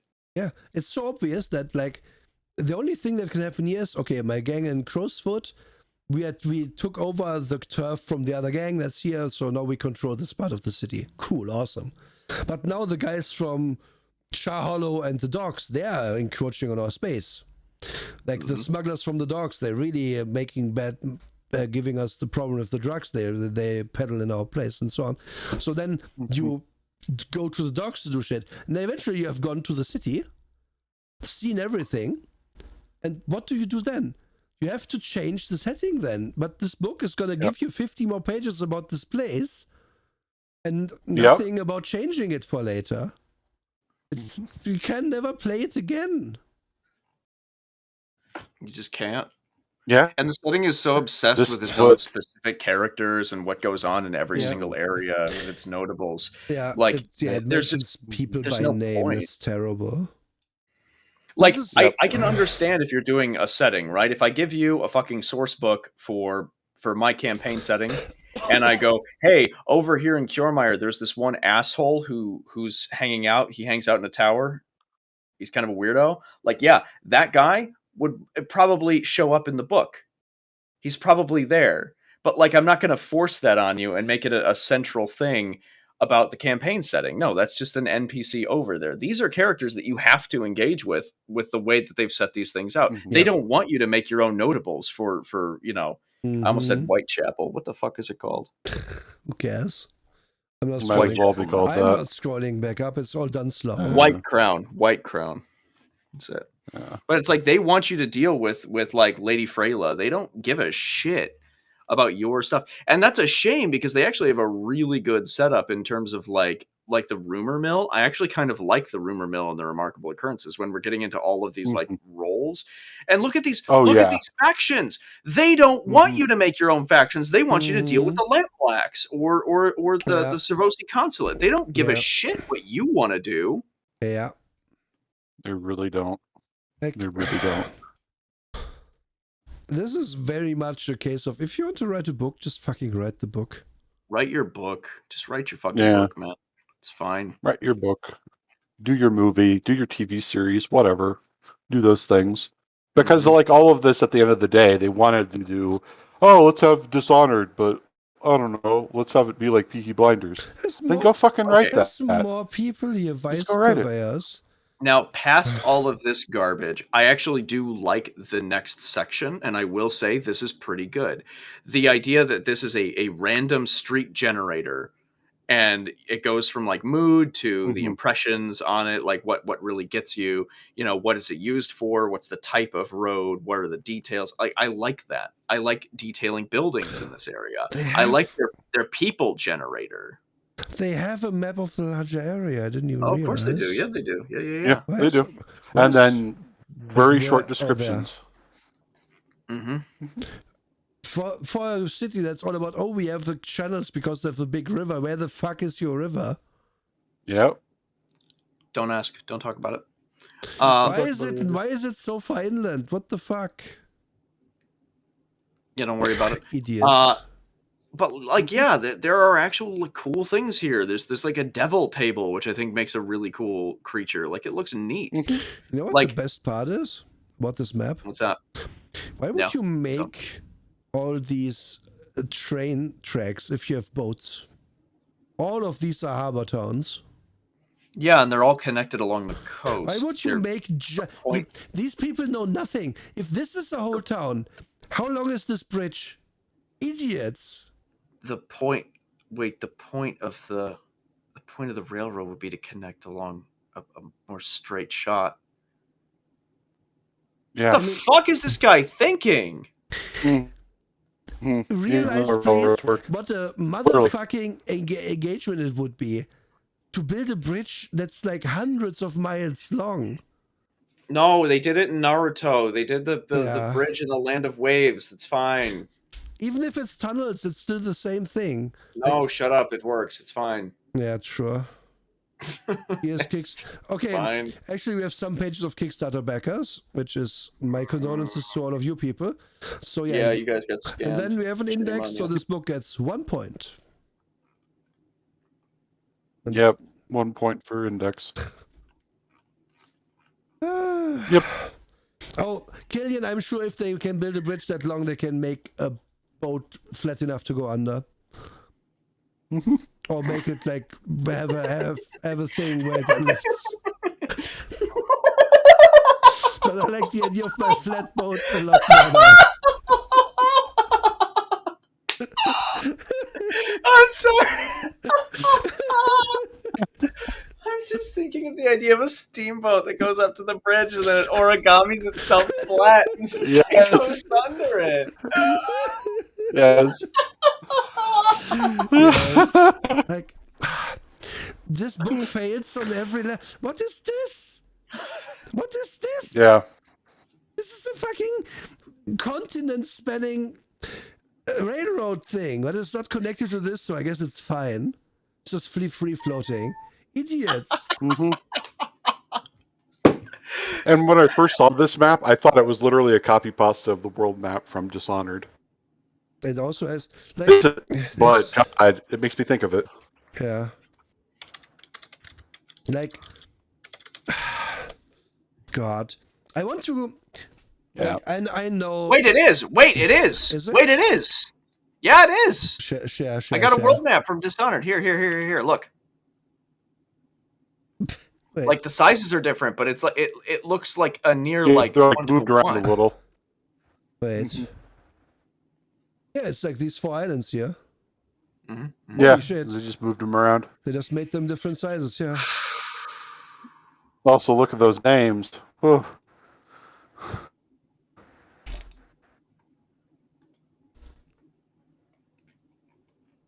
But the Dishonored people had the good sense not to put railroad bridges between their fucking islands. Yeah, that would be stupid.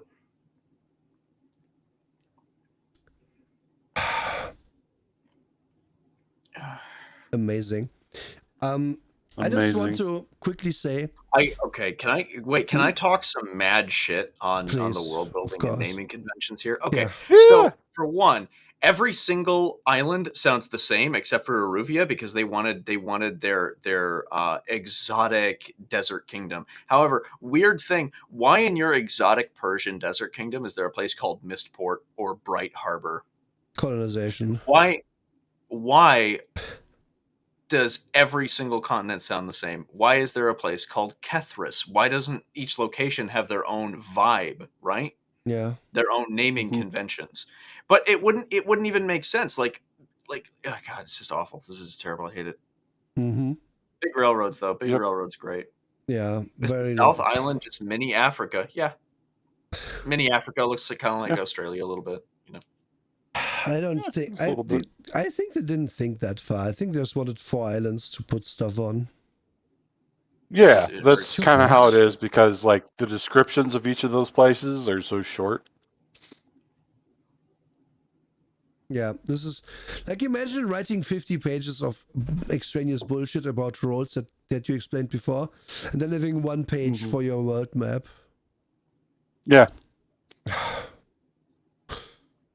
I can't get over those railroads. With the final sentence being, don't expect scientific realism here. Yeah. Like, okay, we knew that when we first started reading this book. I have to get into this for a little bit. Mm-hmm. Yes. As an example of really good storytelling and implicit storytelling without a map.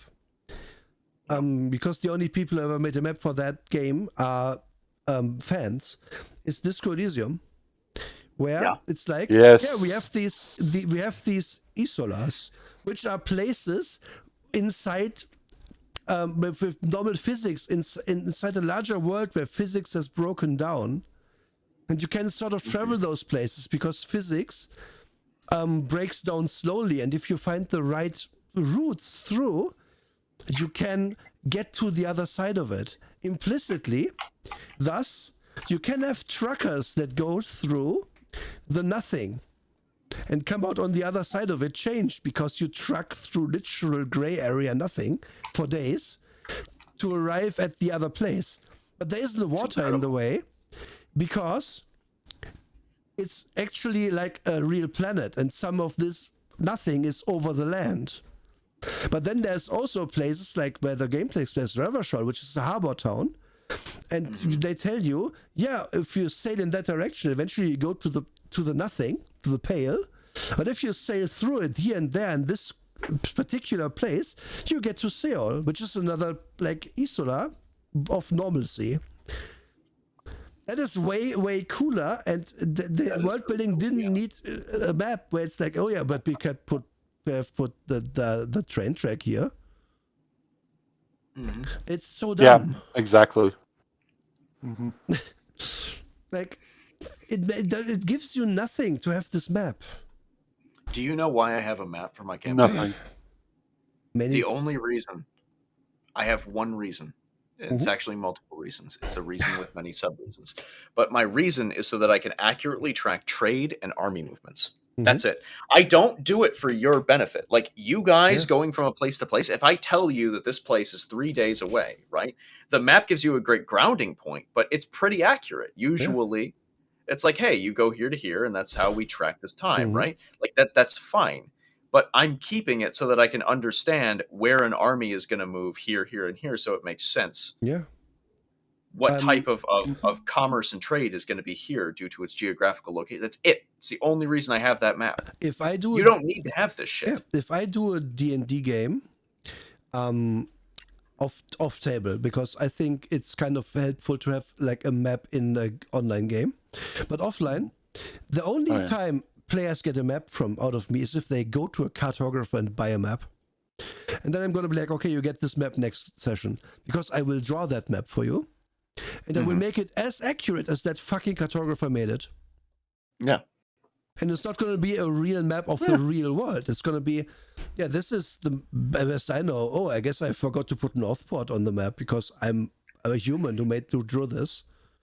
And then the players can draw Northport in later and think, is it going to be here or here on the map? I guess over there, roughly.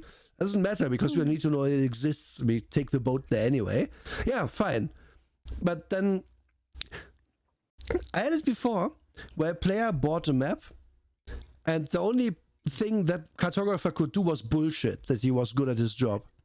So he bought the shittiest map ever. That guy just drew a cool looking map that had no relation to reality. And the party took a while to understand that they should probably not go south to get to the place they wanted to, because that's wrong. Because the guy just drew it there.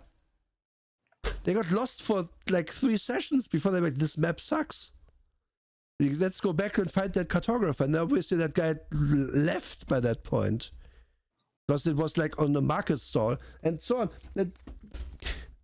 Maps don't matter. And especially not like it matters that you give the things character, and this is not it. This is too little. Way too little. Way too little.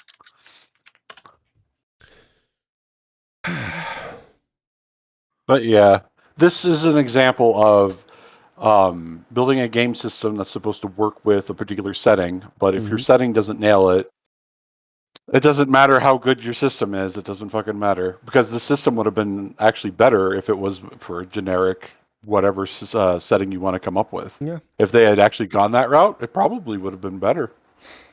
Yeah, I like this one sentence here. Ooh.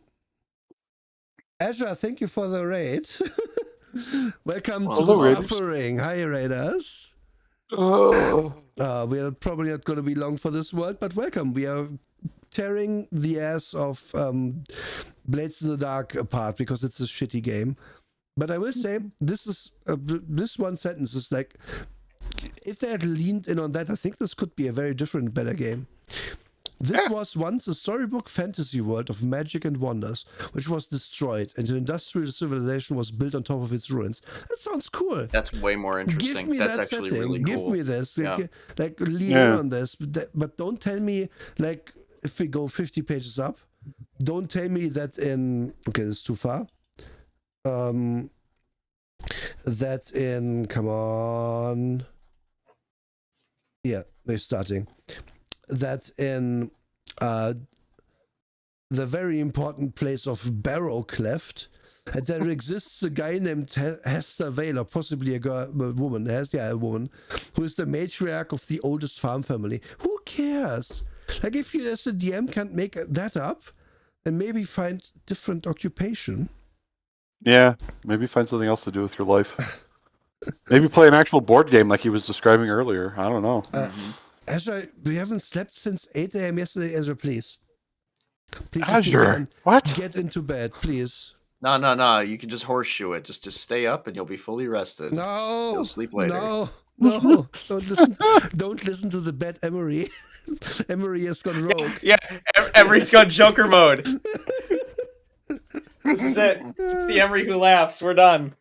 Oh, laughs. Miss Jagged, of course you can be matriarch, but in your own interesting setting. Don't be matriarch of this garbage place. Yeah. God, I hate this setting so. I hate this game and this setting so much more than I thought I would. Yeah. If they had just done exactly what that sentence was implying, everything would be fine. But I would have loved that. More caffeine.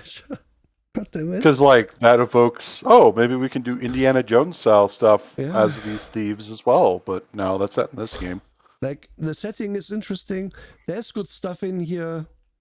But again, like, write 10 pages of background info about your world, which is what we just read there with the magical world that got destroyed and now bad things are happening and people are surviving with technology, holding on for dear life somehow.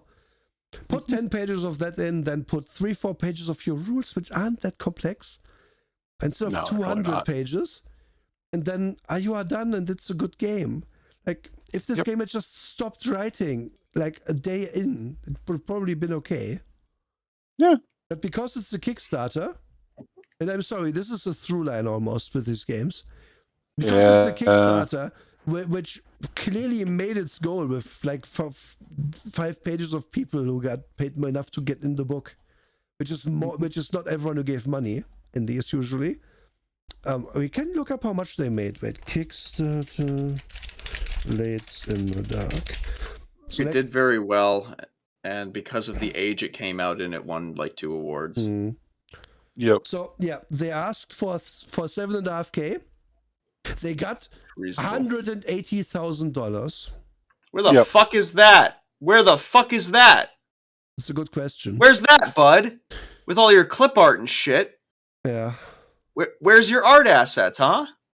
Like, where'd that money go? Yeah, well, irrespective of where that money went, this book ballooned in size, no doubt, because of that money. Because text is comparatively cheap. And there's a Reddit thread about the controversy surrounding the Kickstarter. What's it? What's the news? What's the tea? Awesome. Apparently none of the stretch goal money went to stretch goal authors at all. What? So the people that like authored the sections that were part of the stretch goals, none of those authors got paid. What? Wow. That's really bad. The first reply is from him. I helped out my friend on Kickstarter projects without pay by making stretch goal content for them. They returned the favor. It was friends helping each other out.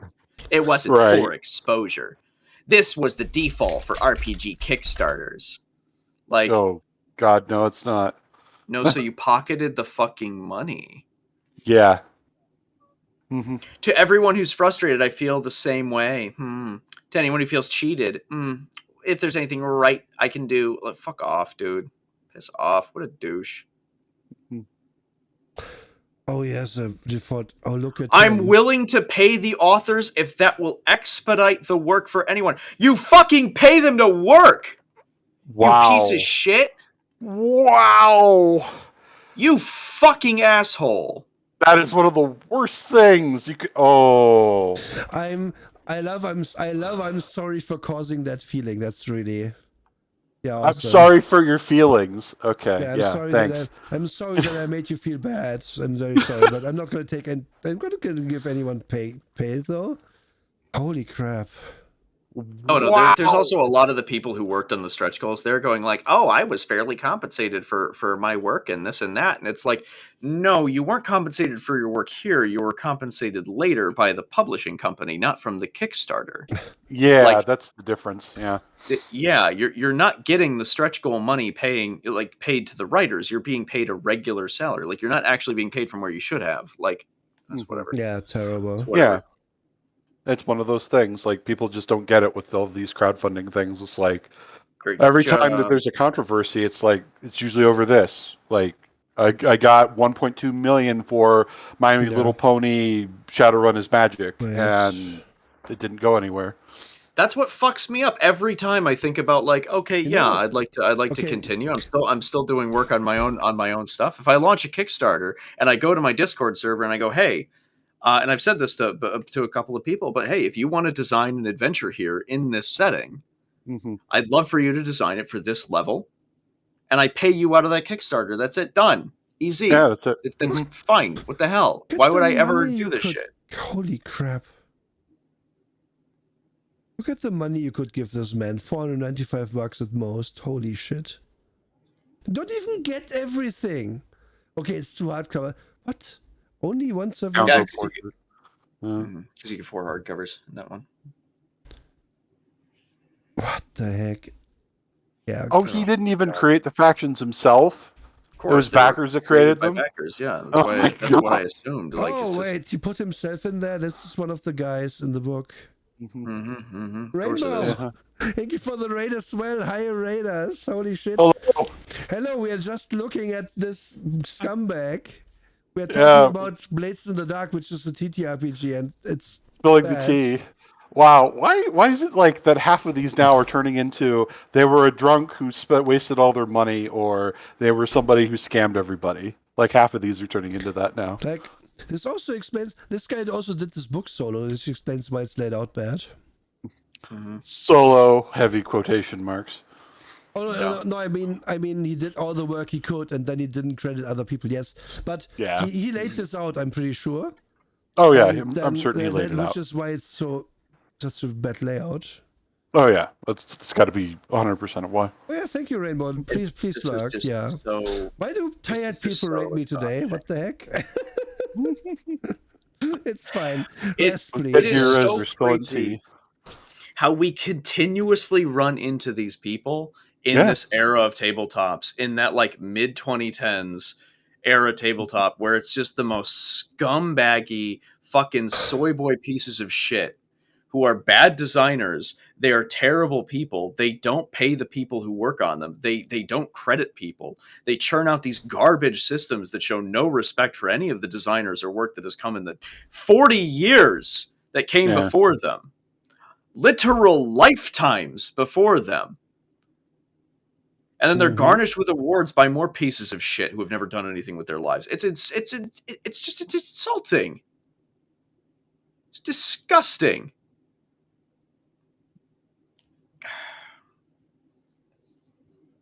It's outrageous. Yeah, this is just terrible. This is just, God. Yeah, I will say what I usually say in these moments. If you think you can't make it and are so bad at everything, you are not. People way worse than you have gotten $200,000 to make a game. Yeah, I'm going to very specifically counteract that.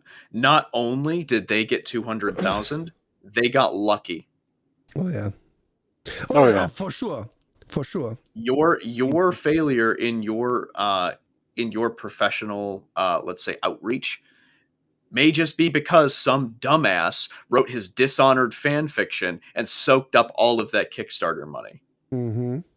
That's where you go to the Emery seething pile of hatred that is your heart. Never forget any of these people who have succeeded better than you and hate them with all of your being. And let that power you getting out of bed in the morning.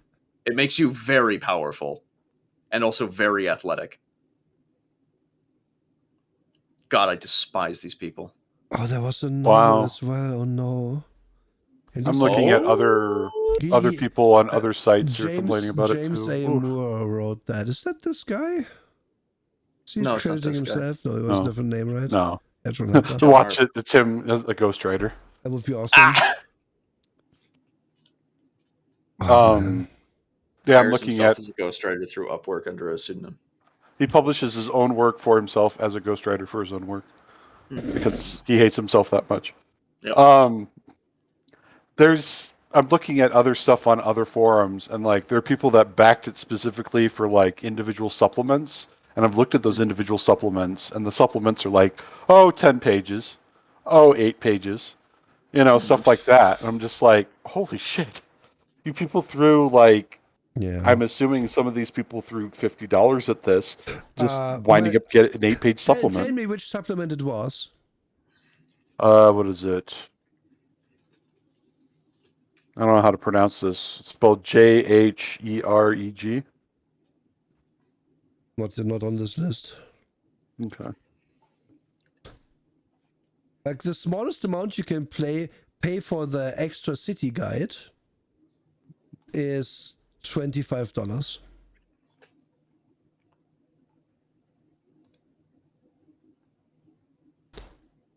And the largest amount you can pay is $120. Oh, sorry, $150. Yeah, the book is 300. Oh yeah, this is supplement just for free. Ah, okay. Yeah, they had a bunch of stretch goals that I guess were just in there. Yeah, that's so many. Blades. Let's hear. I was wrong. It's 15 pages long. Wow. Including the cover. Like people who backed just for that, even if you back $10 just for that, it's like, what? And yeah, most of these supplements are just like 10, 15, 20 pages. Or we wrote some playbooks. I could write my own playbook. Thank you. They're very easy to make. God, it's so bad. It's so bad. This era. A lot of the time. You know what? No, I'm going to make a statement. I'm going to contradict both of us at the beginning of this episode. This era was worse than the Heartbreakers. Because the Heartbreakers did give us Cinnabar, but this era gave us the most untalented, hackish, narcissistic pieces of shit en masse. Not just one, but every single creator who put out these PTBA is the same guy. They're all the same guy. They're these fucking douchebags who make terrible, garbage, boring, lackluster, dishwater, gray soup, oatmeal systems. I stand by the Heartbreaker era being worse. Because I've read many a Heartbreaker give me the Heartbreakers. Oh, we will get to them, Emery. Don't worry. Yeah, I would rather have every single one of them. We will quote you in that moment. Fucking shit. At least those are interesting. Oh, at least those are fun to look at. No. No. I would rather look at the 15,000th Heartbreaker from 1982 rather than this dreck. I think you underestimate this what fucking disgusting what is at the bottom of the barrel. But this is Don't care. This is so much better than, oh, hey, I watched this show or played this game a week ago. I should make a tabletop out of that. I just fucking finished The Boys. Am I running out here to make a Powered by the Apocalypse superhero system? Fuck no. Because that's a dumb thing to fucking do. I stand by what I said. I stand by what I've said. I hate this era. This era has given me more people to hate than anything else I've ever seen. So the big difference is, and I will give you that one, the people of this era, unless they are sex pests who got cancelled for real, are still here and are still doing things. While the people who wrote Heartbreaker in the 80s are probably over it at this point. So they are unlikely to do more. But remember the guy we found who tried to make the expense thing a thing? Was that again? God damn it. I don't remember.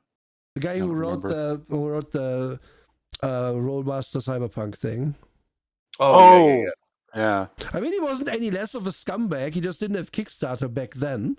Yeah, that's true. And he did Yes, also do and a that's kind Kickstarter. of So Yeah, he did when he got $5,000. yeah, see? that's the big difference. Today, you can start a Kickstarter, get lucky, get a bunch of money, still have no talent, learn nothing from your mistakes, still scam people, still sexually assault your players' characters on a live stream, and still have some money in the bank afterwards. Whereas back then, look at the guy who did Tales from the Floating Vagabond. Nobody knows who he is anymore. Yeah. And nobody ever did. And the reason why is because it wasn't good. It might be me just not doing Kickstarter anymore, but I don't remember big Kickstarter things from recent years. I think that era is also a bit over. But the Kickstarter era is kind of like it's kind of dying down. It is dying down, yeah. People are trying to use other websites too as well, but I think crowdfunding is not dead as a whole thing yet. No, crowdfunding isn't. I don't think crowdfunding will ever actually die. I think that like Kickstarter has been used for too many scams, so it's got a lot of bad press. Yeah, I think I agree with that. I think the idea is these days is more to give directly to a creator, like a monthly thing, like Patreon and whatnot.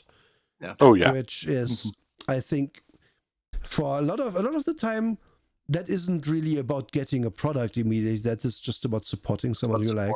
Creator, which is way nicer than tying it to a Kickstarter, where then a single guy who asked for, again, $7,500 gets 100 times that money. Actually, sorry, that's not quite. It's like 50 times, whatever. Math is hard. And suddenly you confront a dude with that amount up front. And the promise to, you're gonna give us a book, right? And in this case, at least people got a book. That he also defrauded other people for their work is shitty, but at least a product was made. It's not the worst outcome you could have here. But that's the problem with Kickstarter, in my opinion, is exactly that. That some guy who asks for a reasonable amount to make his fanfic game, which is this is. And then if he gets 10K, he's going to be like, oh, cool, I can make my game a little bit better. And then I have done it, and I have made a game. And then the 50 to 100 people who gave him money are happy with their game, hopefully, and that's it. But if someone like that receives this much cash, there's so much incentive to cut corners to make it just good enough that you have this in the end, where people can't really complain about not having had a product because what's the tech nomenclature? Minimum viable product. Yeah, exactly. Yeah, because you get your searchable PDF, you can click on this and then you will be at the hold and bullshit. And yeah, that's fair enough. Like someone put a bit of work in this, but there isn't a soul anywhere to be found. And it doesn't even feel like it's a passion project, really. No, it really doesn't. I think that got lost in the haze of, holy shit, I have so much money I could spend on this. But do I really, though? I could pocket this and live well. And yeah, to be fair to most people, I think that is a problem that will show your true character. If all of a sudden your bank account swells by whatever, if Kickstarter takes their 10% and then you get $150,000 in the mail. Yeah. What are you going to do next?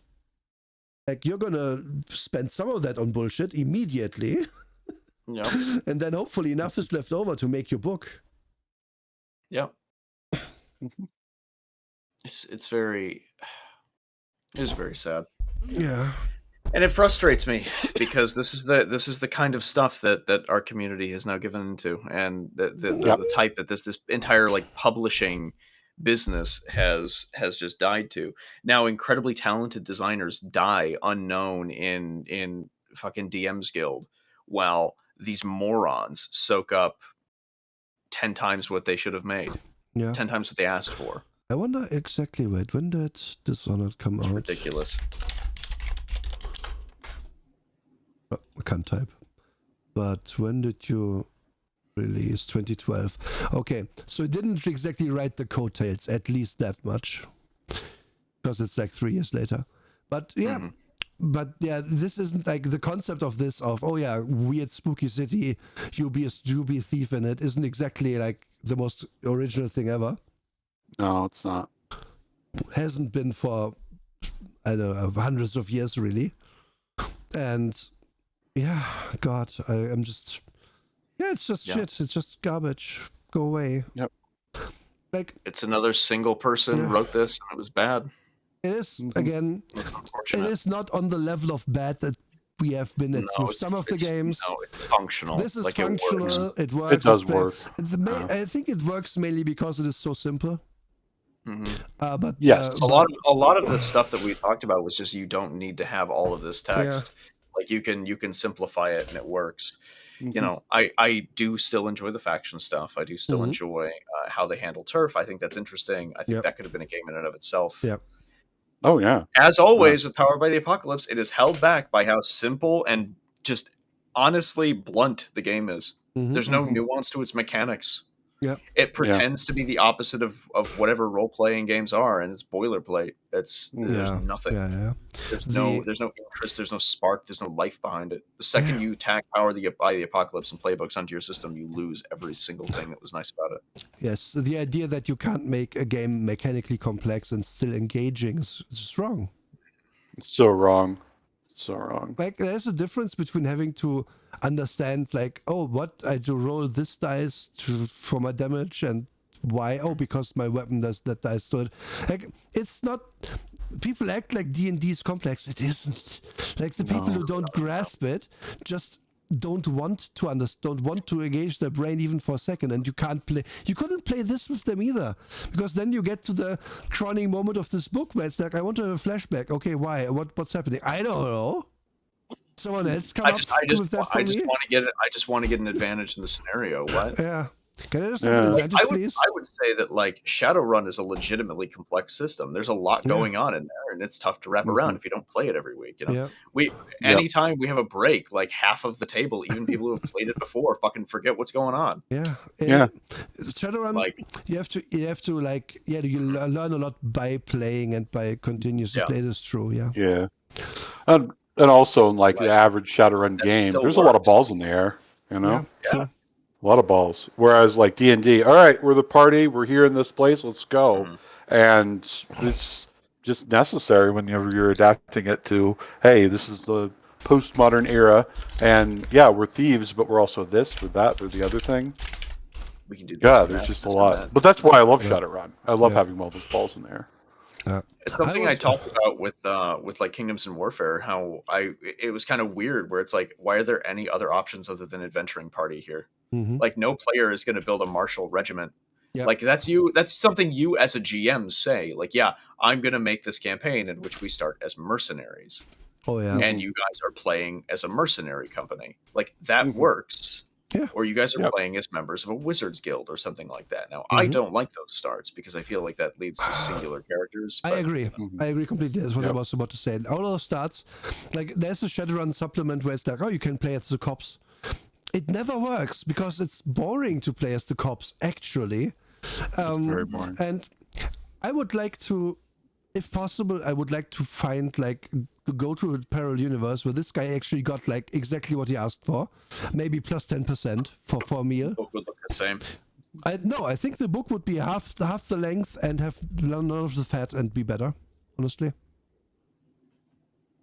You know what? I can see that. Yeah, I can see that. Because I really think a lot of the bullshit in here is, oh god, they gave me so much money. I have to really write many words.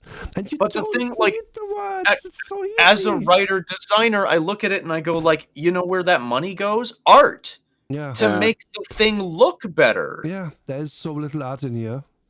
And the art what they have is not great. Yeah. No, it's really not. Like I like some of the abstract stuff. This is kind of cool with the city in the background and dudes fighting in thing because the harbor is fighting whatever this is, for example, because this guy's harbor and this guy is I don't know. I like that kind of stuff. Yeah, but they didn't do all that. But most of this is clip art level garbage. Like this guy. Yeah, it's clip art and Photoshop. Let's go back to this guy.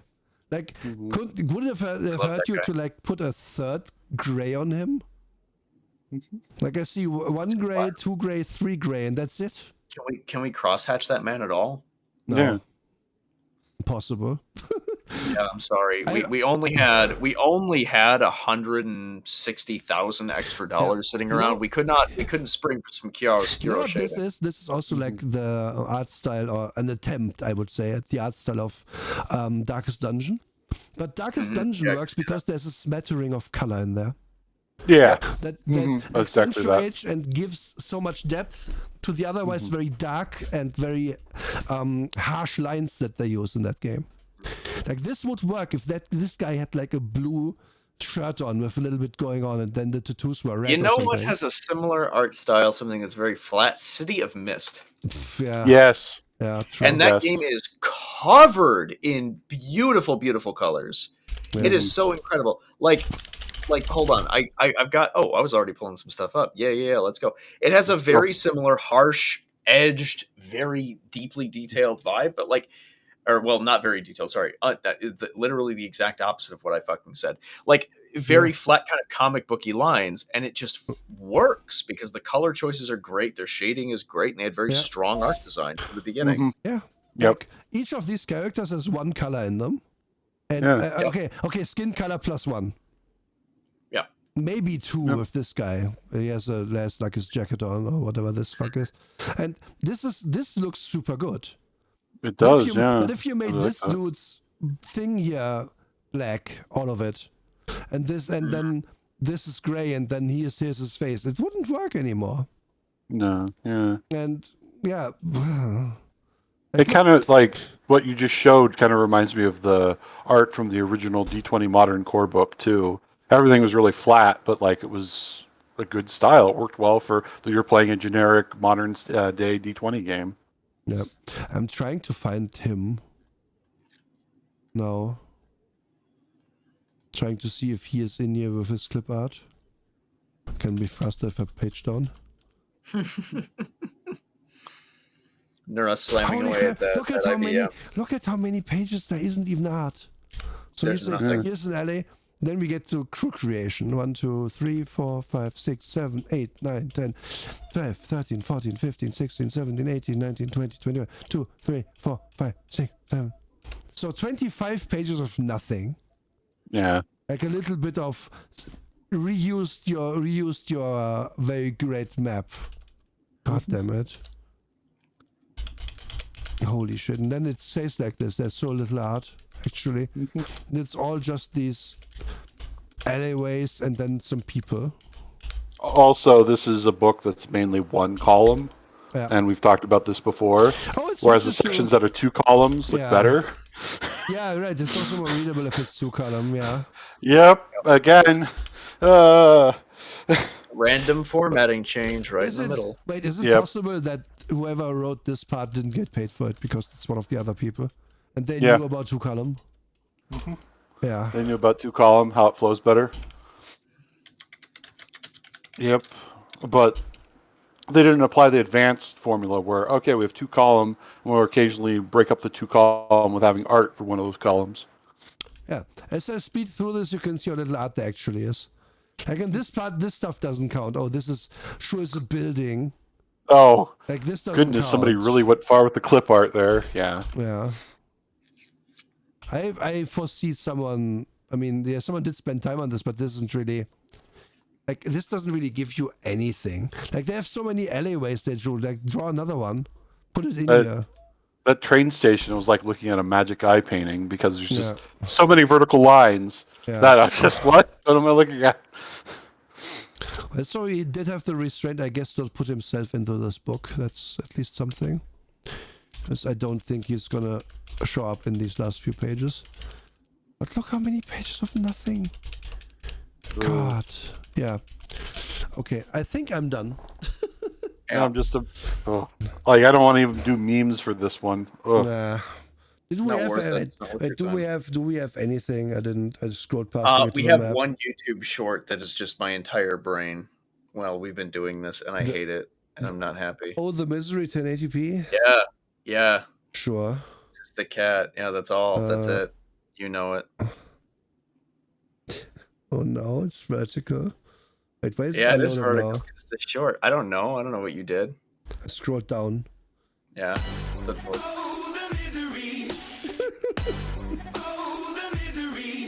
Okay, that's all we need. Yeah, that's all we need, really. It's been me the whole fucking day. I hate this system.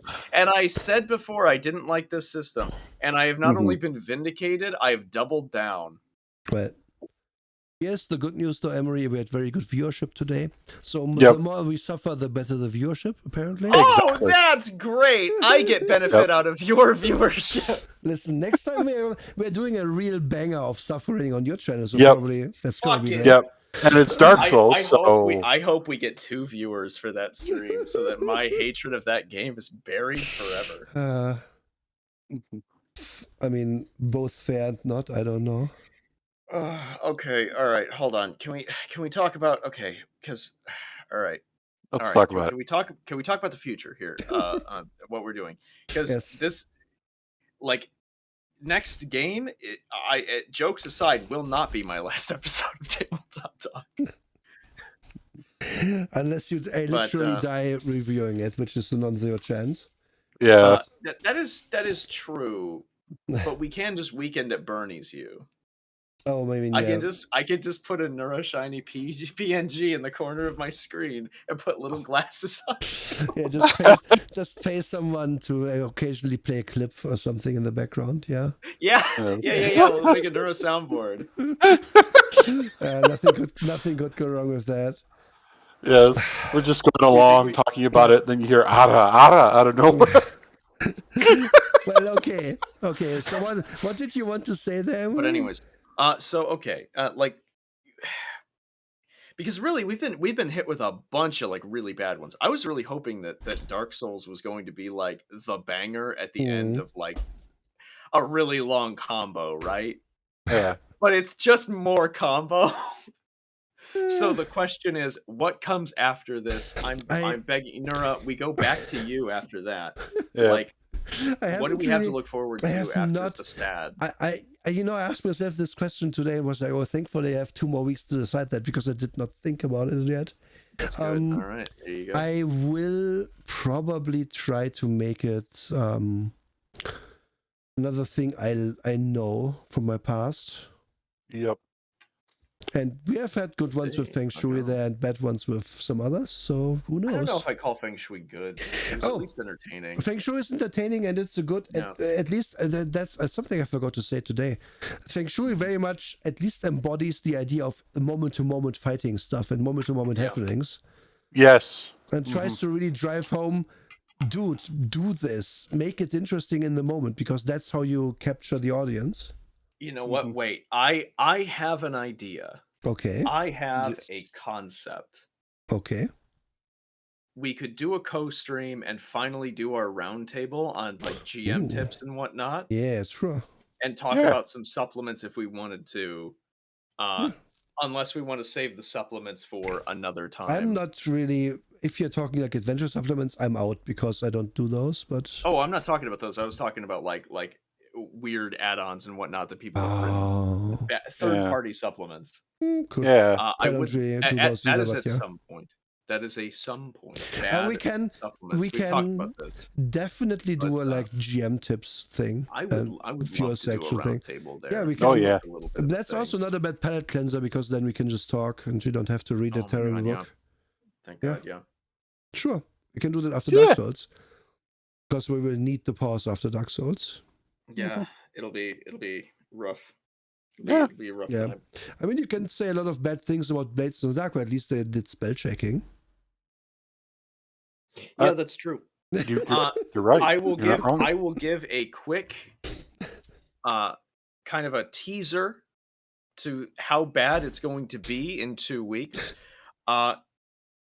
And it's right up there. There's a tiny image, a little bit of a tiny item.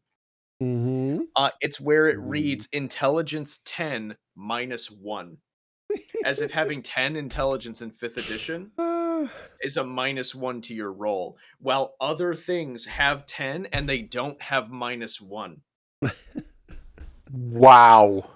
Okay. It is all the way down to the most basic things about how 5th edition runs. They either get wrong, misprint, or mistype.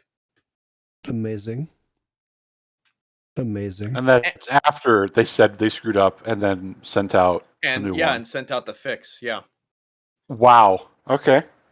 And chastised me for checking up on it, by the way. Like, the entire thing of me going like, hey, if you're not going to put this out, they got it out the last hour of the last day of the last month that they promised. They said, we're going to get it out at the end of this day. It's literally at the 30th at like close of play.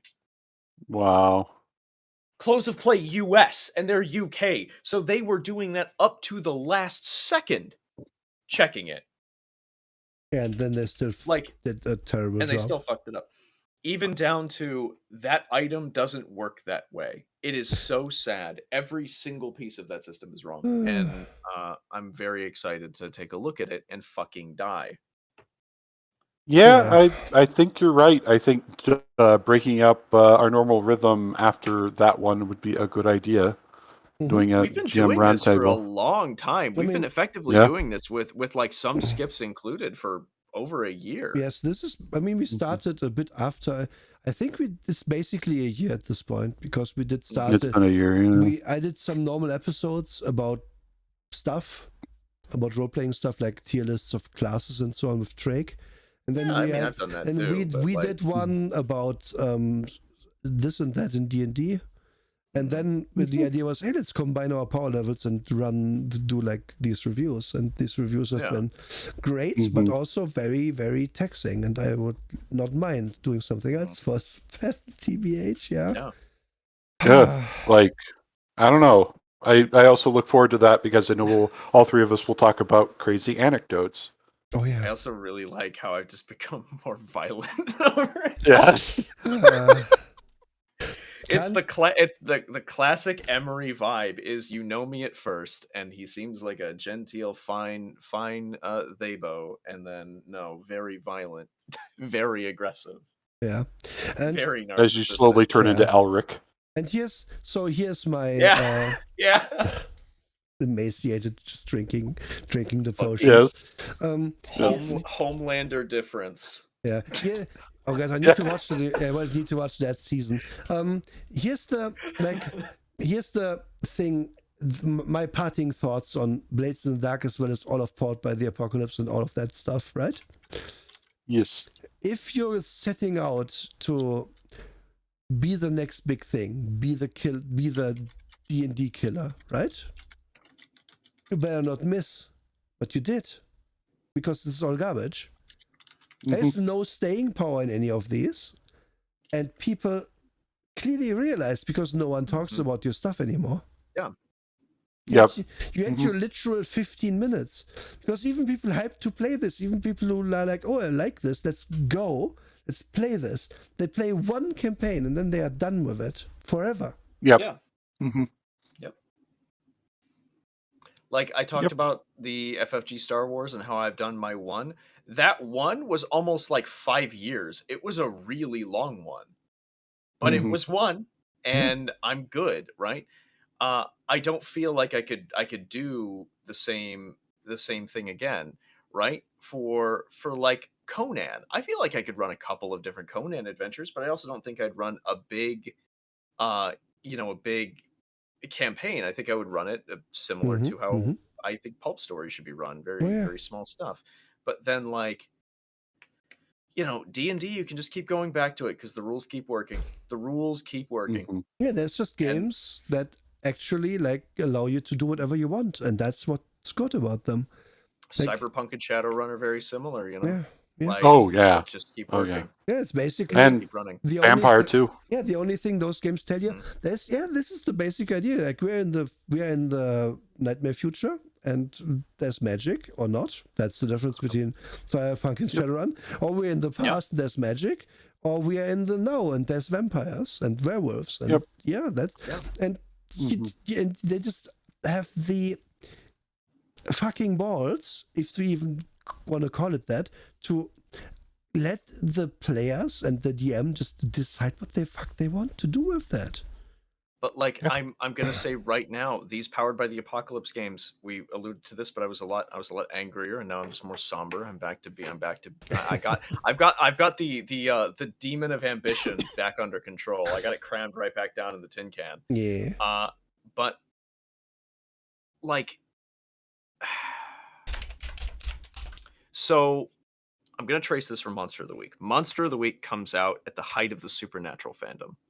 Blades in the Dark comes a year after PS4 Thief and comes a couple years after Dishonored. And Dishonored had staying power. If you guys remember, Dishonored is still like 1 is still being talked about. Yep. People who like that series really like that series. Yep. Thirsty Sword Lesbians comes out right at the height of She-Ra Princesses of Power's popularity. City of Mist comes out during the CW show boom and the Defenders era of Netflix. Like, these games are being written reactively. They're not being written, like you said, from passion. It's because I saw this yesterday and I think this is cool. I want to do it right now, right? Yep. Yep, exactly. Like, and you know, that's it. In a way, that is not a problem, because obviously you have to write something to make a game. Might as well be the thing you like right now, because you're probably going to want to write about it. But if you make it too constrained to one thing, then it can't really stay in people's minds very long. Like, it's not possible. And which is why what Rex says there, like, write build systems, not fictions. Yes, if you want to build a fiction, write a book. That's what they are there for. Yeah. Yep. Or make a game, like a computer game. Not that that's easy, but you know, a lot of these are influenced now by computer games, and I think mostly for the worse. Oh, of course. Yes, universally for the worse, in my opinion. So sad. Like, it's just because people do not understand the strength of the role-playing game. They talk all of this mess about how they want fiction first, and they want the story to be big, and then the narrative game system to actually facilitate that story at the table just doesn't work. Yeah, it just doesn't function, right? It's either too restrictive, or it just leads to a narrative dead end or contrivance, and that's where you see this type of storytelling just break down and not influence your player, right? After a good role-playing session, you could influence somebody to a degree in which they change the way that they think about not only these games but stories in general. Like, that's what we're all shooting for. We're shooting for an affecting, interesting experience. I didn't start running tabletop games on stream because I think I'm the greatest and I want to show people how the fuck it's done. I'm just showing the way that I enjoy telling stories. And even the way when I showed the Ratcatcher Days Blend on Thursday, and Wags caught that it's the guy with the golden teeth. Yes. That was insane. Yes, that because was really I picked good. one descriptor. I said, okay, it's going to be a guy and he's got a mustache and he's missing teeth. Like, that's it. I didn't expect anybody to catch that, but because that's built on a detail that came up before, players are going to feel greater about it, even if they don't realize it. By the way, that's the best part about having chat, is that chat is like the living diary. But like, there is so much that goes into making these stories, and how fun they can be and how engaging they can be, and how they can just be beer and pretzels and still be affecting. It's incredible that these people then go to computer games, which are solitary experiences that most people don't finish because the narrative is not affecting and not engaging. Yeah. Like, yeah, that's the thing. Like, the game like Dishonored is solitary, for sure, absolutely. And the only games that aren't are either poison to any role playing, because like, oh, we are gonna like shoot zombies in this Left 4 Dead game. We're not really gonna engage with the story there. It's just like, oh no, a boomer. Fuck you, boomer, let's shoot you.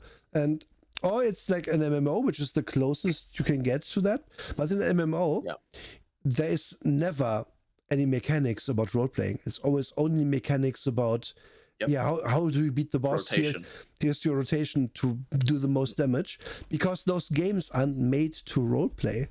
They're just called role playing games, because you have a character who has stats and who gets stronger. Yeah, it's because of miscommunication 30 years ago. Yeah, the role playing is bolted on in those games. They should just be, I don't know, click games. I don't know what I would call them. I like those games. I play Final Fantasy and shit. I play them, but they are not role playing games. Just because you don't get to play a character. Like Final Fantasy is the best example of that, where adventure games, where the most that can happen, and it was even mind blowing to me at the time, is that in the third expansion of Final Fantasy 14, there's actually a cutaway to your character being, "Oh, aren't you a healer? If you're a healer, can you help me save this person?" That's the most interaction I've ever seen an MMO have about my own character. I specifically stopped playing Final Fantasy 14 because I said, all right, I'm good. Like I stopped my sub because like, yeah, the story's interesting, but I'm not getting any impact here. This doesn't feel like my character, and I'm not interested in continuing with this. Even RuneScape felt like affecting like my character had some kind of value in the narrative, even if I have 30 other heroes around me doing the same thing. Only time. But when you tell me like, oh, you and Alphino are best friends. Like, I don't like him. No I don't. Him. He's annoying. Like, yes. I don't like him, and I think his sister sucks. I think the two of them are sheltered little like babies, and I can't tell them I don't like you in any scene whatsoever. So I get no role playing. I get no ability to affect the narrative whatsoever. It is on rails. It's going to progress, and you're going to do the thing, and that's fine for an MMO. But it's not going to leave a great impact. Now, the only MMOs. Sorry, let me interject there real quick. Please the only MMOs that are different are like the PvP centric ones, where you then get the diplomacy out of them, where the untouchables have to do diplomacy with whoever else to make an alliance, so that their outpost doesn't get killed because they need allies to fight with them. That facilitates some sort of role play and some sort of interaction between players. That is, but then again, not supported by any mechanics. It's just people talking. Yeah, and no game out there has really been a collaborative experience about telling a story that I can think of. But when like you get to stuff like in terms of Final Fantasy, it doesn't have to necessarily even be like a hardcore crazy role-playing game. I consider Final Fantasy 15 to be still pretty fun. I enjoy the characters there, and I enjoy that story. It's an affecting story, but that's about it. Like that's where it ends. It's a solitary engagement, and I can talk about why I enjoy these characters in the same way I can talk about why I like, a character in a film. Versus I can talk about my Star Wars character and talk about the decisions I made while acting as that character, and even small verbal tics or cues, or give background as to why they're doing things in the same way that actors give cues to their characters on screen. Because when you are making a character like that, even as a player, you are actor, co-director, and writer.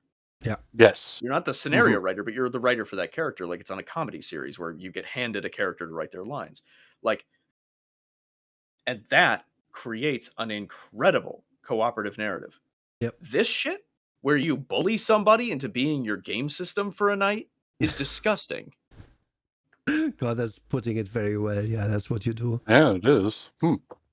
Hey, Tim, run our fucking game. We want to run a heist game. Run Blades in the Dark. Okay. But, like, there's so much that you can do, and these people have been reinforced by this kind of negative feedback loop of video games and how they change things. Like, I tell people I like narrative games all the time, and I do like playing a narrative game. I don't play them on stream anymore because honestly I find streaming role-playing games kind of boring. It's a bummer. I would much rather stream League of Legends and get some goofy nonsense out of it and tilt really hard and have a great time. I think I really enjoyed streaming Disco Elysium, but my basic problem with streaming narrative games a lot of the time is, either people are going to be there the whole time, or they're going to check out of later parts because they then find them, and also like a subsection of your people are going to be like, oh, I want to play this myself, I'm not going to watch. Which is all completely valid. I'm not telling anyone that's wrong, of course. Just saying that's another problem with narrative games, which is why other stuff is more engaging for me to do. Because I would like number to be big. I would like big viewer number. Yes, big number good. Yeah. But anyway, I think we did our extra time today, which we didn't do last week. Last week was like a 2-hour session. Now we did 4. I think we are good here. This. I think we talked about Blades in the Dark way longer than it deserves, actually. And I'm just gonna do what Toby wants me to do before I rate someone. Do you? Any of you have an idea who we should rate? So Toby, for you, 1, 2. I'm completely gone on raid 4, targets.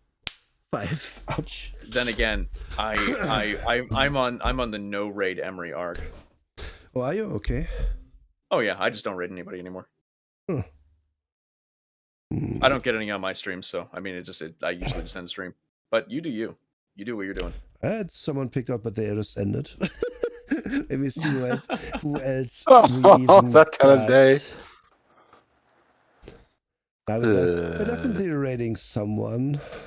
Oh, actually, Toby, that is a big problem. Yeah, if you miss a chunk and you're just completely lost, that happens all the time. Exactly. Yeah. So I mean, that's very on point. Checking out of even watching them. Yeah. Yeah, and then like the way that I play role-playing games, it's a bad habit, but I'm a speed reader. I read really, really, really quickly. So I feel you.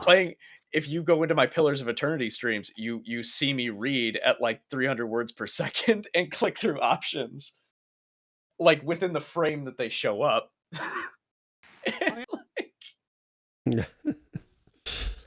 Yeah, I liked when in Disco. The good thing was that it was read out to you, so you could then. Oh yeah, it's voice acted. Yeah. Yep. But I would also just have the compliment. I would also have suffered, like, and died trying to read out that game because it's more words than even Torment had. But Sundert, you are just precious, and I love you. Sometimes dates are easy. We are rating Alpaca Snackback. I want one. I need to get one of these. I want a twofer. Give me one of each. Okay. I'm just slapping my money down on the table. Give me everything on the house. Emery, why is a threat one? It's one less. Just so they aren't the same. I see. Okay. Okay, Emery, I'm gonna give you a twofer, which is gonna be like, we're gonna keep doing this show forever because I like and appreciate you and want to do it with you forever. The threat. That was a threat and a compliment. You can never escape. I will find you. Threat for Toby. Toby, every Spanky you have redeemed, I've tallied up, and I will give them all back to you eventually. Yes. Now that's strong. That's really strong. Can I have a fucking compliment and can I get a threat? But to not meme it up, Emery, I really do appreciate you, and I do want to do this more, but I don't want to like make you crazy. So if you no, the thing is, I'm already unhinged. That's the best part. I think that's the greatest part about making content in the long term, where you start out and you go like, hey. Very genteel, normal person. Underneath, raging, fucking narcissistic psychopath. There's no in between. That's always been there. It's not the League of Legends. It's not what's happening. That's just how it is. Yes. And so Waggles for you as well. 1, 2, 3, 4, 5. And now I'm rating before we descend into complete madness. Rating Alpaca Snackpack, who is a very nice person. And that's all I'm going to say here. Winter Spankies. What? Daisy, thank you for the raid. We are just rating ourselves. Hi, Raiders. Thank you for the raid, Daisy. Thank you. I'm sorry, but we are just ending. This has been gone on for too long. Thank you so much, though.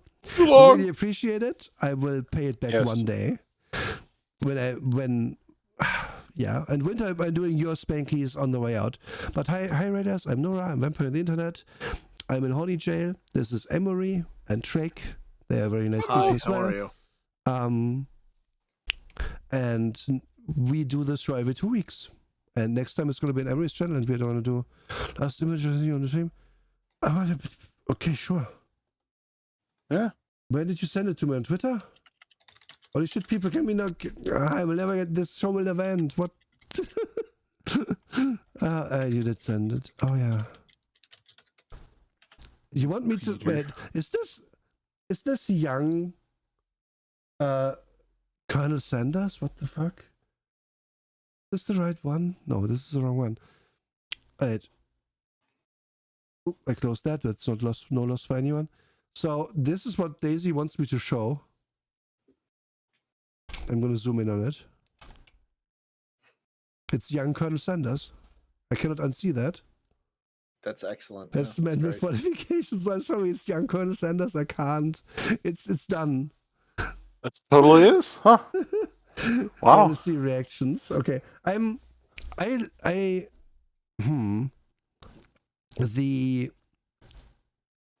think the mustache is a mistake, but I think mustaches are nearly always a mistake. Otherwise, this is pretty good. Mm-hmm. Enjoy the art. That's why I shave. Yeah, shaving probably a good idea. Okay. You can't handle the fucking Errol Flynn mustache. I got to get that off my face. Don't even want to handle it. Yeah, it's a terrible vibe. I can very much do that without. Okay. Everyone can. Okay. So I'm sorry, this cannot continue. We are raiding right now. Yeah, we're out of here. Yes. Later, skaters. Thank you again, Daisy, for the raid. Thank you, everyone. Alpaca is going to be very happy to see this, I think. And yes, Alpaca would be very back in 2 weeks on Emery's channel with Dark Souls, the role-playing game, which is a Dark Souls. It will be so maidenless. It's the mustache is like, it's just not a good look. I'm not saying that. I know it's bad to say. It's just not a good look, but mustache almost never is a good look, you know? Anyway, tomorrow I play Conan with Azure and Drake and Red Soups. Emery, you have anything planned? Tomorrow, I'm playing some League midday.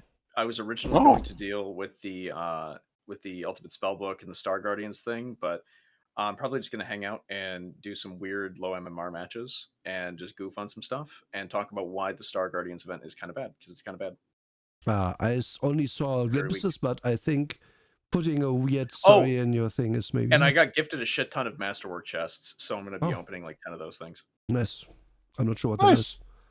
I guess they have loot boxes. They're real good. Yeah, it's loot box opening. They've had it for a long time. But yeah, we're loot box opening tomorrow. Okay, that's always a good time, but I don't only like it. Nice. That is a good time. You gotta be there because it's not gonna be there too long. Well, that is what it is. And bye everyone. We are going. Bye. Okay.